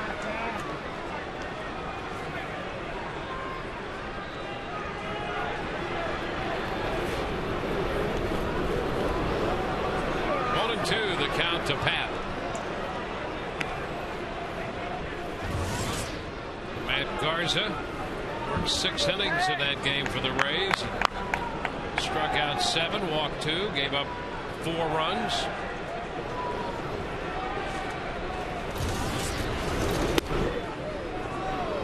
2-2. Matt will be pitching tomorrow night here in the middle game of this series against Joe Blanton. Looks like he wants to pitch right now. 3-2. Yeah, he looked a little like a bull ready to charge, didn't he? I don't blame him. He's got that personality. He's ready to roll. Strike 3 call. Burrow caught looking for the second out. 4 strikeouts for Moyer. Yeah, just dissecting the plate. I mean, that's just right down the middle. Got Pat guessing wrong on that one. Pat knew it had plenty of plate right there.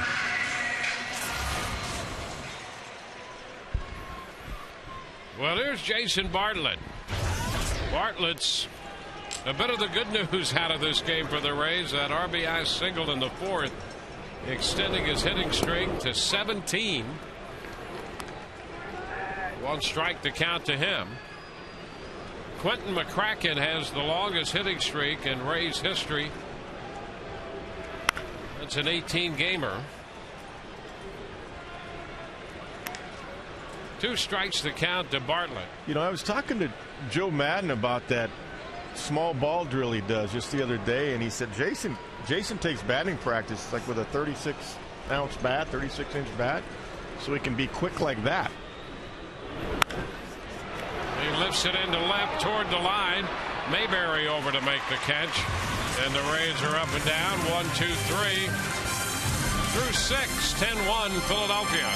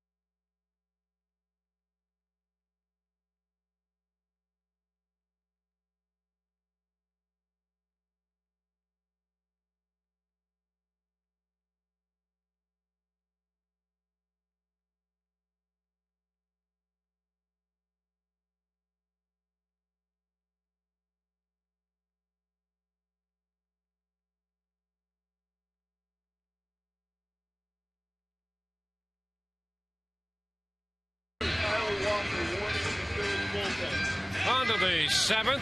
10-1 the Phillies with a 6-run first and a 4-run 4th lead this game. Sign up at Kane's Furniture for a chance to meet one of your favorite Rays players. And if the Rays pitchers come up with 10 strikeouts in a home game, log on to canestrikeout.com and print a voucher that can be redeemed at Kane's for a free Papa John's pizza. Get to Kane's today.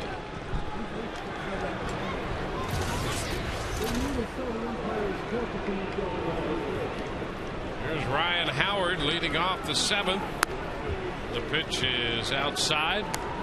Our Firestone leaderboard. Let's take a look at the home run leader, shall we?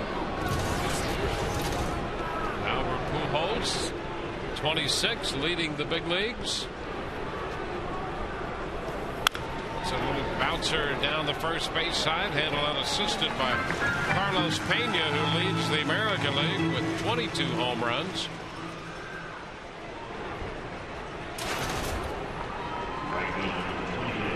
One away. It's important now, for Abreu, giving the Rays some innings in the first game of a series, because this is about winning series now the rest of the year. Not that this game's over, but that's You don't want to blow up your bullpen in this first game with a homestand. Jason Worth. Pitch to him is outside. The Rays will face the right-hander Joe Blanton tomorrow. Matt Garza for the Rays, and that's a 7:08 first pitch.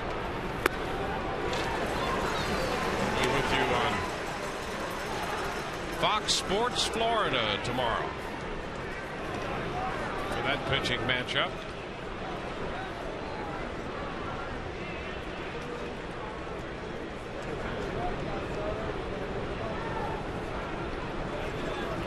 One to count here to Worth. This one skips all the way back to the base of the stands. 2-1. We're happy tomorrow to be joined by Robin Roberts, our good friend, 7-time All-Star, 286 career wins. He is a great gentleman, and what a pitcher competitor he was. So he'll be spending some time with us tomorrow. How about that? 6 straight 20-plus win seasons. Of course, that was the day of the 4-man rotation when he had 40, 42 starts. But yeah, still, their innings racked up and complete games were just astounding by today's standards. The pleasure of meeting Robin over the years a couple times, a few times. On the strike 2-2. He remains a big fan. He's quite visible and around a lot of games and functions. He's always just a delight to be with.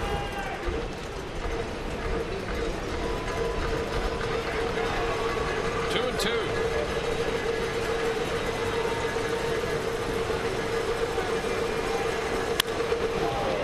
Looper into short center, and BJ gets there. BJ had a little false start on that one, but managed to get there, utilizing his speed coming in. 2 outs. Now, I just had a good note from our producer, Kevin Patterson. He's doing a great job, isn't he? Yeah, he is. He's chipping in here and there, fouling a few off, spurring up a couple. This is a good one. This is squaring this one up. Robin Roberts had 28 complete consecutive games at one point. Yeah, how about that? I mean, pitch is hot to Pedro Feliz. 1 ball, no strikes. It's like the manager gives you the ball and says, "There's no bullpen tonight." You know, we're talking about pitching in too. He wasn't afraid to do that.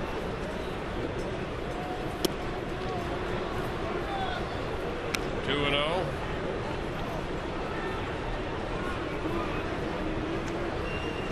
I was watching on the MLB channel the other night the replay of the Tigers and Cardinals going at it in the World Series in '68. Bob Gibson. Oh yeah, is breaking the strikeout record for a World Series game at the time. There's a strike. The year that McLean won 30 and Mickey Lolich won all the games, 3 games in the World Series. And beat them, right? Yep. Beat the Cardinals.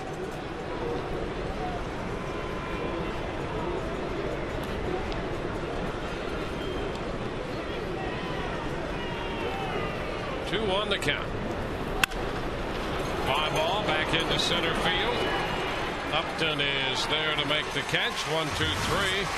Go the Phillies in the 7th. 7th inning stretch. Time for an exclusive sneak peek of Ice Age. Dawn of the Dinosaurs opening July 1st.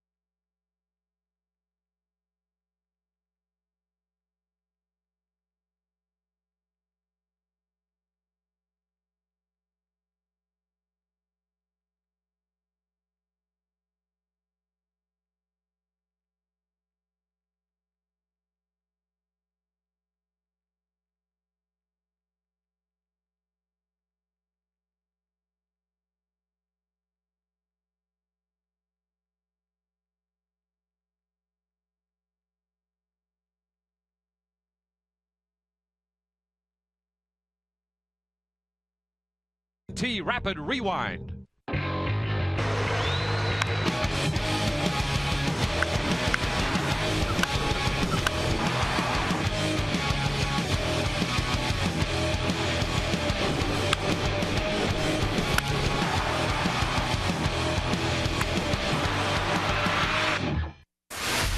AT&T, the nation's fastest 3G network. AT&T, your world delivered.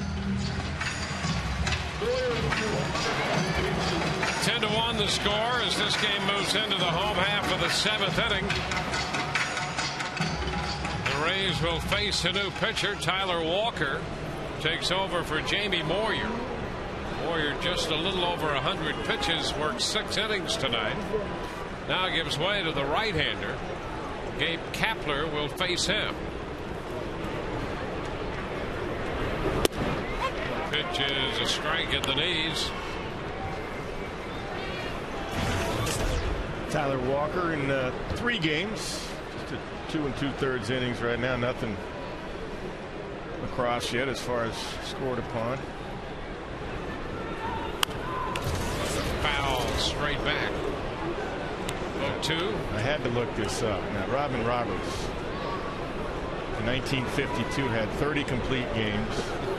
The next year, 33, 29, 26. Aren't they amazing? And look at the innings pitched. 330, 346, 336. Wow. High popper. Foul ball straight back. That's going to carry out a play. So the count remains 2 strikes. Carlos Ruiz still working. It's 10-1, and he's still working and engaged with his pitcher. Take a look at how high Ruiz sets up. See, he wants the high fastball. He wanted just a little higher, but he gives his pitcher a good target up. He's not taking anything for granted. He's working hitters.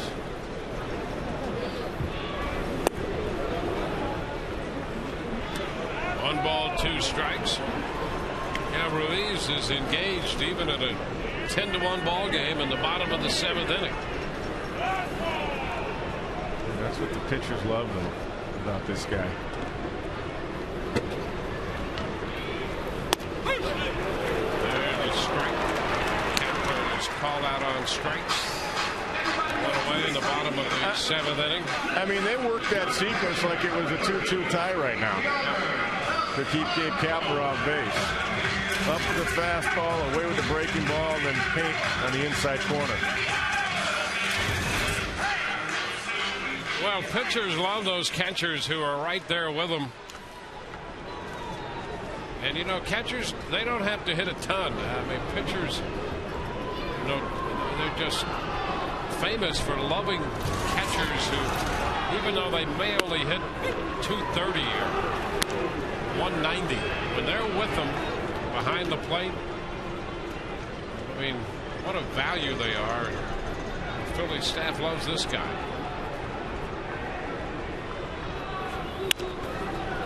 Little popper to the left side.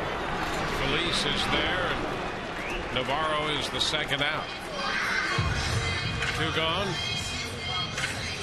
Baseball's biggest stars go head-to-head for one spectacular night in the summer's biggest event, as Fox brings you every thrilling moment of the 2009 MLB All-Star Game.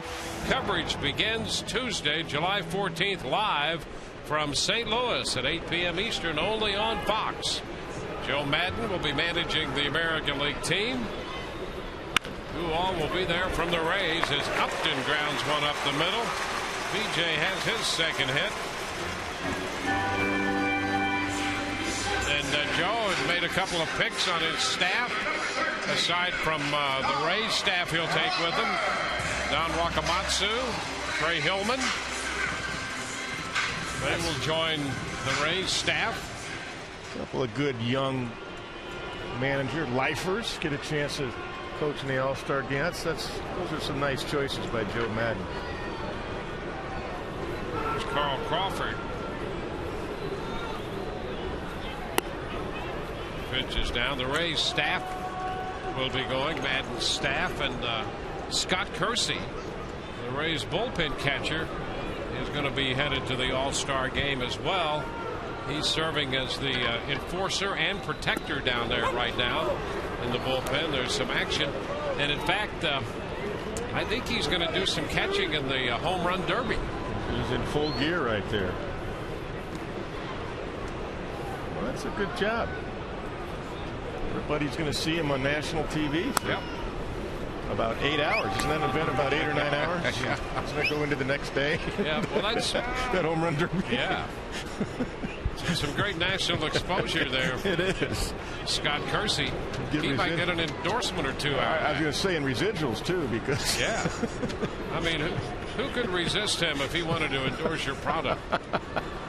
I mean, he'd be a great spokesperson. Base hit into center field for Crawford.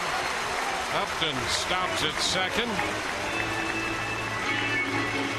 So with 2 men on, 2 men out here in the 7th inning. There's the American League ballot leaders position by position. Evan Longoria with a good lead at third base. I have to mark that one out of there. Yep. I'm sorry. Right. Well, I think Carl Crawford was 5th behind those 3 and Torrey Hunter.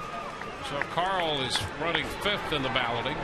Yeah, Josh is based on what happened last year. Unfortunately, he's hurt for the Rangers. That's where the balloting to me it's a mistake. Just from familiarity, people put him in there. Longoria takes the pitch outside. 1 ball, no strikes.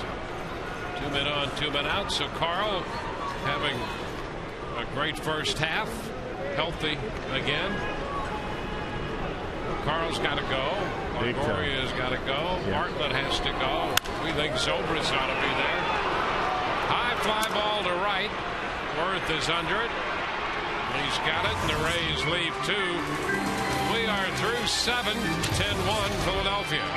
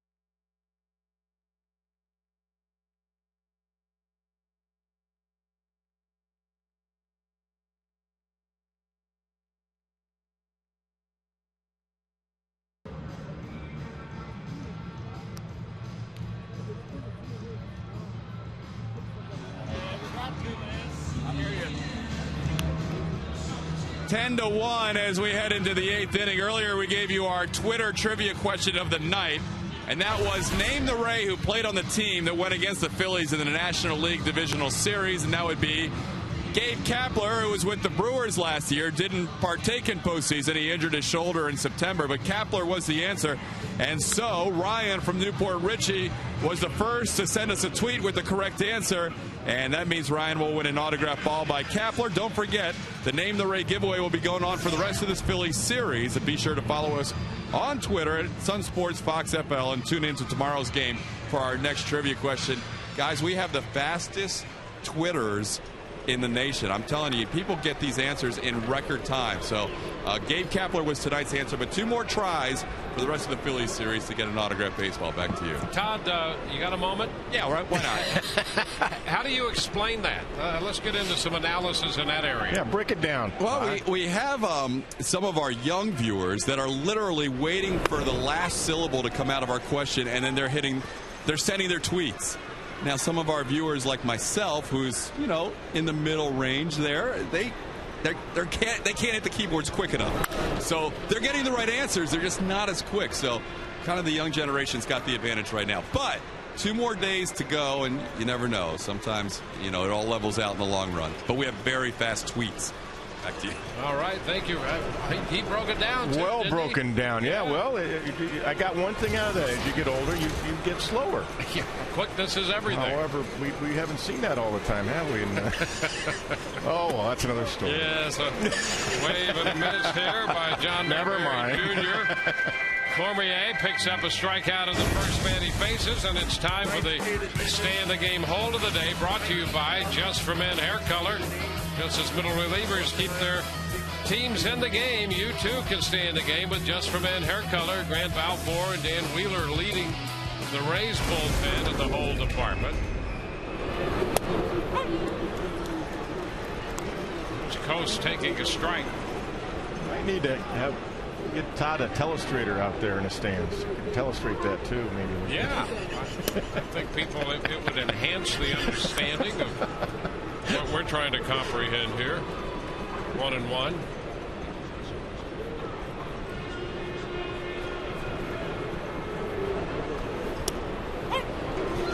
There's a strike, and it's 1-2.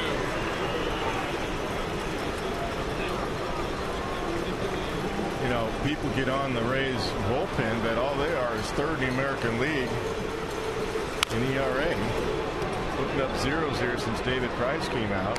And their ERA coming in is 3.48, which is actually better than last year's championship team at 3.55. Here's Lance Cormier's numbers. He's been outstanding. 2.5 earned run average and 42 innings of work. We're not even at the halfway point yet.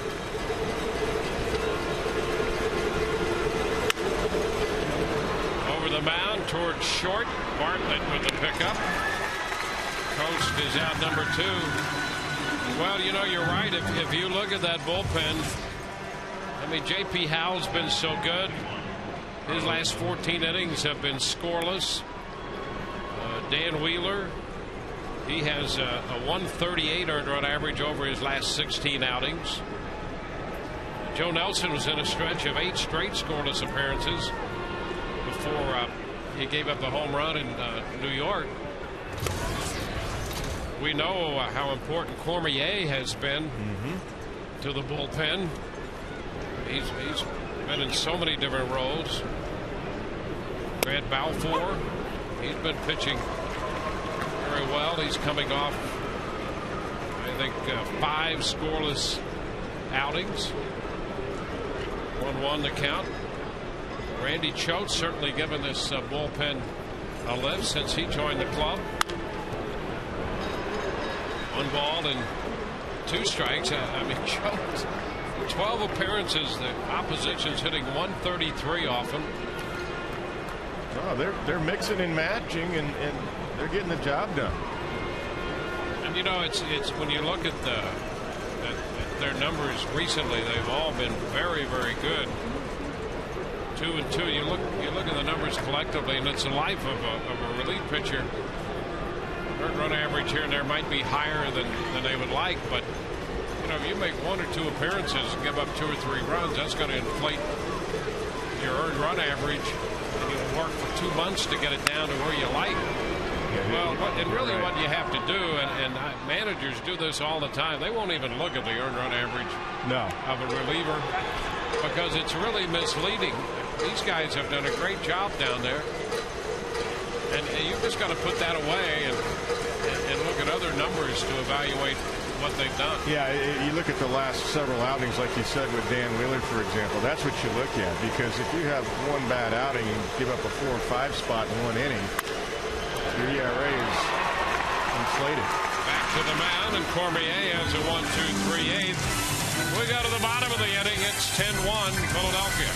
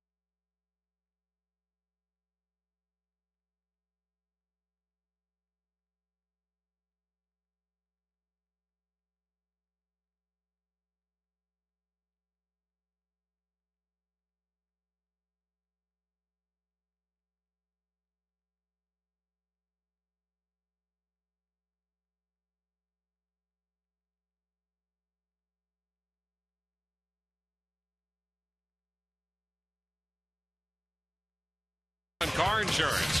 Visit us at geico.com or call 1-800-947-AUTO.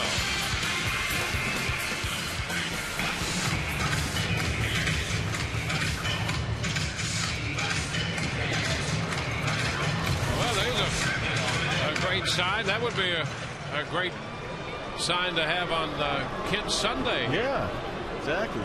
Bring it back. And it's reversible. Oh, that's great. Well done. Bring that one back. There's Carlos Pena taking a big cut and missing the first pitch from Tyler Walker. Strike one. Maybe we should have a Kids Tuesday. Why not? First day back on a road trip. Showing off the sign. Why not? It's all good.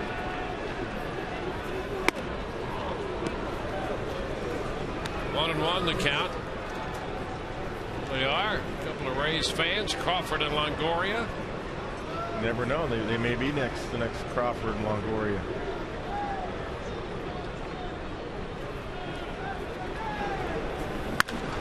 High fly ball.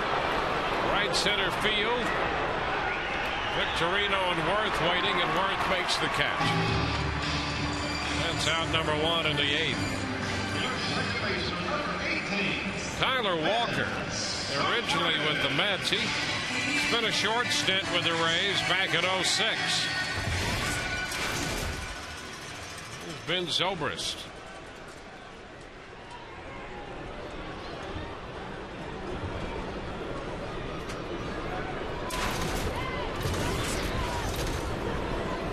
And 0 for 3 tonight. Pitch is too low. One ball, no strikes.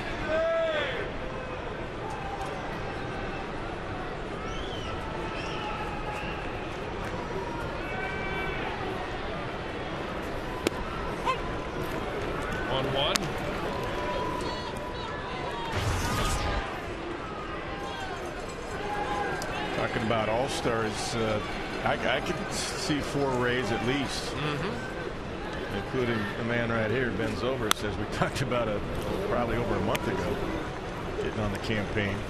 I think people around the country are starting to talk about it and realize that finally.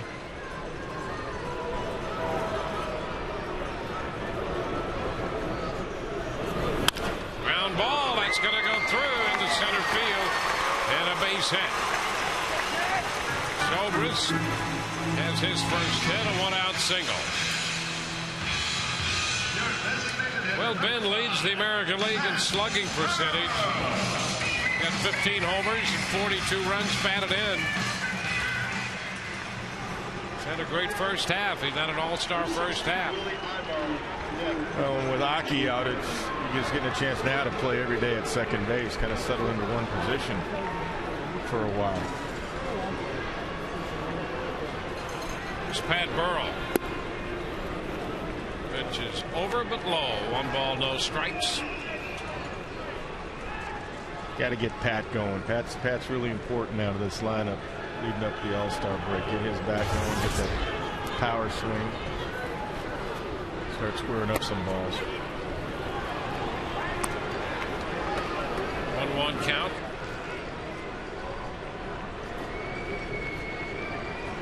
That's the thing, as good as this offense is and as many runs as they've scored, you know, Pat's not quite there yet. Up and just now getting there. Ground ball to third. Release to Utley and a wide throw to first. Safe there. So they get the force on Zobrist, and Burrow reaches on a fielder's choice. Fielder's choice. Yeah, the Phillies are mentioned this earlier, they're the #1 National League team as far as fielding percentage. Pedro Feliz has always been a very good third baseman. Chase Utley plays a super second base, but throws wide on that one. Jimmy Rollins is excellent at shortstop. Willie Ibar is going to hit in the place of Jason Bartlett here in the 8th inning. Takes the fastball down. 1 ball, no strikes. And if Ibar keeps the inning going, Gabe Gross will hit for Gabe Kapler.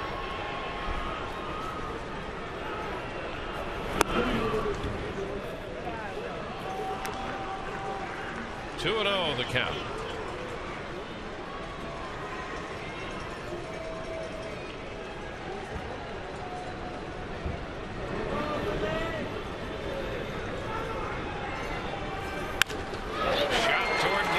Field. Mayberry shaded him that way and makes the catch. So the side is retired. The Rays leave a man. We go to the 9th. It's 10-1.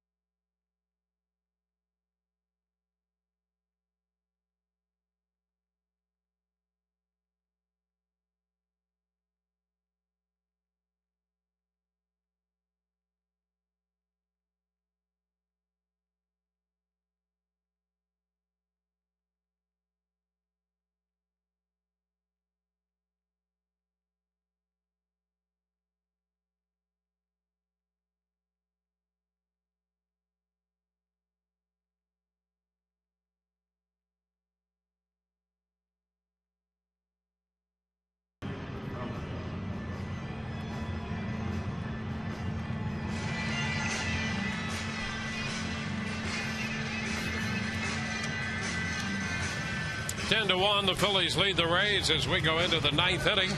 Take a look at the Verizon Wireless plays of the game. Jamie Moyer, the 46-year-old lefty, working 6 innings against the Rays tonight.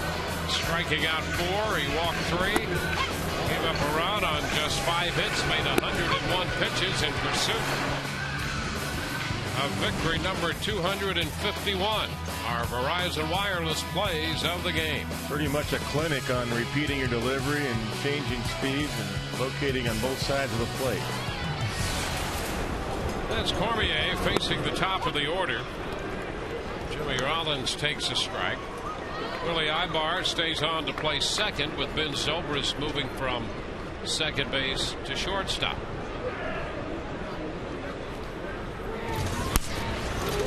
Cut the miss. 0-2.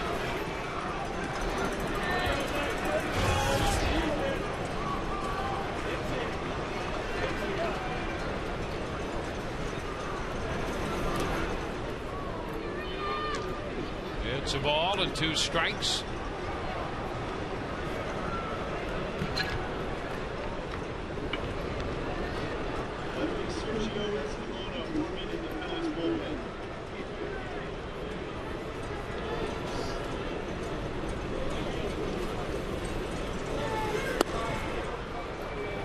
Two balls, 2 strikes.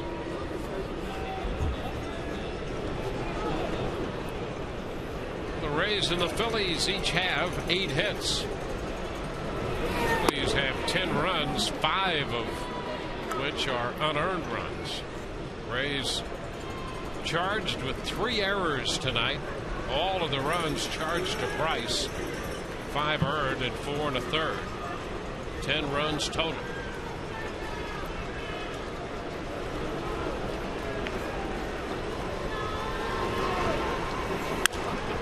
2 popped up, foul, headed for the stands. That's how to play. Price worked 4 1/3. Abreu 2 2/3. Cormier worked a perfect 8th. And back out to pitch the 9th. It's just tough against any club but the Phillies to get behind 6-0 in the first inning, coming off a road trip where he just won 2 out of 3 against the Mets. And Rollins is called out on strikes. 1 out in the 9th. Second strikeout for Cormier.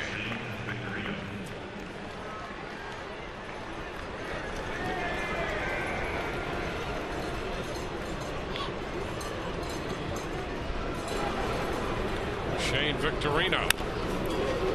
Tap right side. Cormier's on his way to first, and they cannot complete that play on a quick toss from Pena. Victorino is aboard. Yeah, you couldn't have really dragged the bunt any better than that one right there. Quick flip, and had Cormier been held on to it, I think fielding Coolmers is going to ring him up. So Victorino's on for the 4th time. It's his 2nd hit. Rays live the post game immediately following tonight's game.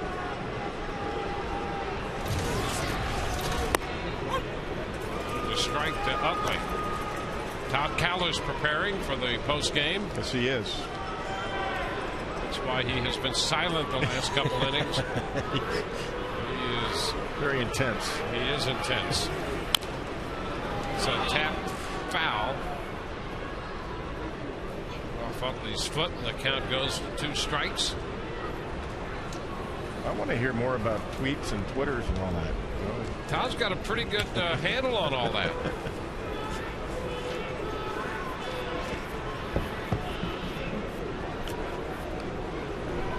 You can't put him on the spot either. He got that right away.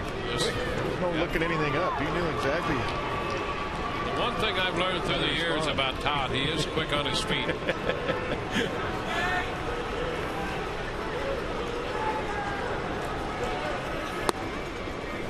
This pitch is down. Well, at least Atlanta's beating the Yankees tonight, 4-0 in the 8th. That's good. Tommy Hansen shut him down for about 5 1/3. So. Chopper right side, and it skips past Ibar into right. Kapler with a pickup. He's going to third with the throw, and Victorino beats it in. Utley chopped one. That's going to be a base hit. So a couple of tough base hits here. That one chopping by Ibar. So it's 1st and 3rd, 1 out. Had that big-time topspin right there on Willie Ibar. That was one of those in-betweeners, no chance. If I back up or do I charge it? What do I do? Greg Dobbs will pinch hit for Ryan Howard.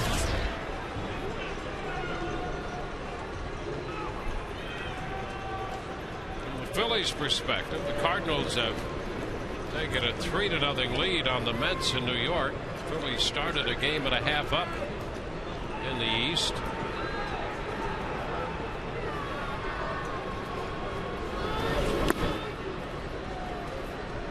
The count to the pinch hitter Dobbs.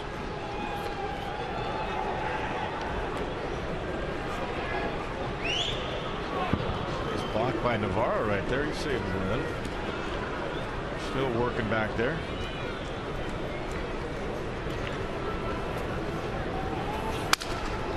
Sounded as if he broke his bat. Foul ball, and the count is 1-1. Boston leading Washington 4-3. In Washington. It's top of the 8th inning. The Blue Jays have a 7-5 lead at home in the top of the 8th against Cincinnati.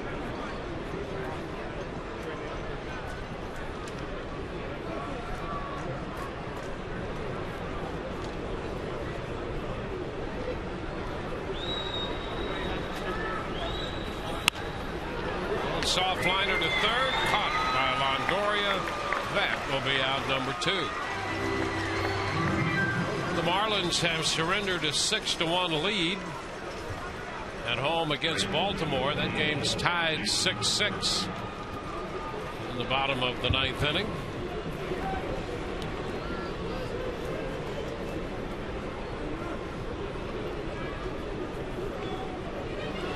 Here's Jason Worth. Pitch is high. 1 ball, no strikes.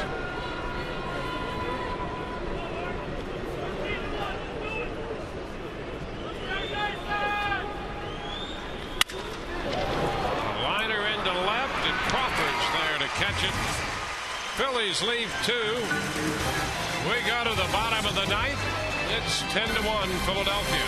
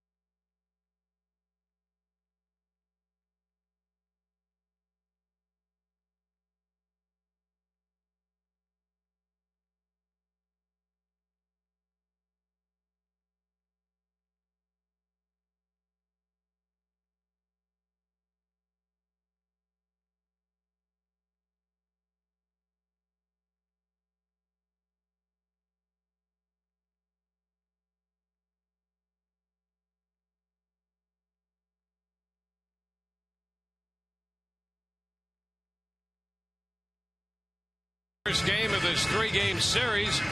Back at it tomorrow night. The Rays hope for better things. It will be Matt Garza against Joe Blanton. We'll be with you on Fox Sports Florida, and our coverage begins at 7 o'clock. Leading off this inning for your Rays, your Rays are number 27, Gabe Kapler. Be game 2 of this 3-game series. Second game of a 6-game homestand for Joe Madden and the Rays.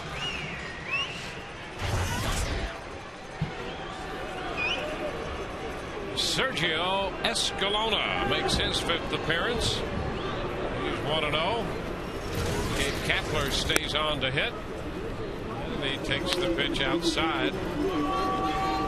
Joe Dillon is on deck. And B.J. Upton due. That's a strike, and it's 1-1. So the Rays get their first look at Escalona.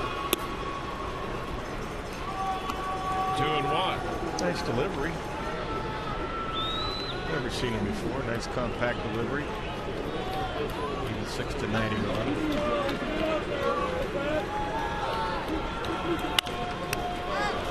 Pop up. He's going to get it. Down from first base. Coast takes care of that one. Hey, let's check in with Todd Callis and see if he's prepared for the postgame. I am prepared, Dwayne. And here's what's going to happen on the postgame show. We're going to hear from Joe Madden. We're going to get updates on Scott Kazmir, who pitched yesterday for Durham and will be here at Tropicana Field tomorrow. And actually got here tonight, but he'll be working out tomorrow. And we'll have an update on Akinori Iwamura in case you missed it earlier. One other guy who is down in the minor leagues who is rehabbing as he looked at Scott Kazmir. Good news on him. We'll tell you about that in the postgame show. But Chad Bradford, he's pitched tonight for Durham. He's going to pitch again tomorrow, and he'll pitch Saturday. So they hope by the end of this homestand they could have their side-arming right-hander back in the bullpen, guys. All right. Well, that would be great. So a lot going on the postgame. Joe Dillon takes the first pitch strike.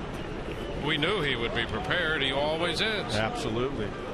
You know, when the Rays get Bradford back,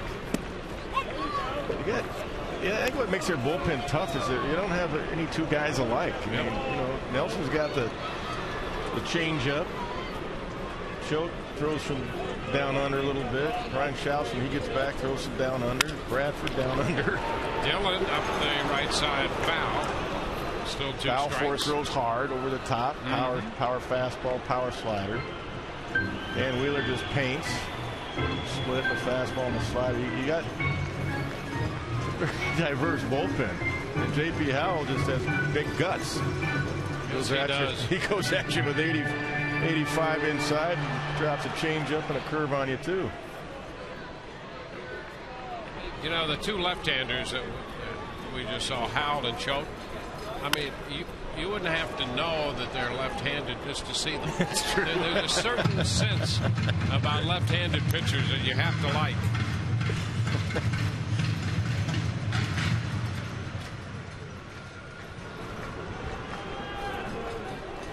JP's got that, you know, he throws that off-speed pitch and that change and that curveball. And that 84, sometimes 86, 87 fastball, but he throws inside. He throws them all at the same arm speed. Yeah, they all look the same coming out. Everything he throws. So David Wright was saying with the Mets, seeing him. High popper, that's headed out of play. And that made it so difficult for him because everything looked the same. Right. And that's exactly right. And he's got the equalizer too that gets righties out. That's why he can close. Got that good changeup too, the curveball. And sets it up by going in with the fastball.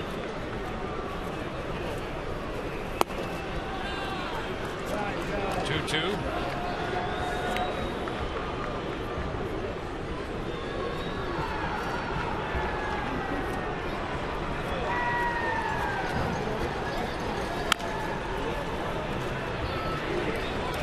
Dillon pinch hitting here with one out in the bottom of the ninth inning. Starting with this one, the Rays played 12 of their next 18 games at home leading up to the All-Star break.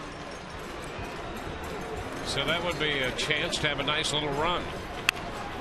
Ground ball to short or to third base. Feliz makes the play. 2 outs here in the bottom of the ninth. Hope you're making plans to be out tomorrow night. It'll be Matt Garza and Joe Blanton. First pitch is 7:08. It'll be a good pitching matchup. I still think the schedule, we've already seen interleague play twice, and we haven't seen the Blue Jays yet. Yep. I know that's coming up. soon, but I mean, that's amazing to me. In your own division, you haven't seen the Blue Jays yet. BJ goes after it, pops it into short center. In comes Victorino, who makes the catch, and this game is over. It's a 1-2-3 ninth. And the 2 hours, 48 minutes. Philadelphia Phillies take the first game of this 3-game series. 10-1 the final. Jamie Moyer the winner. David Price the losing pitcher.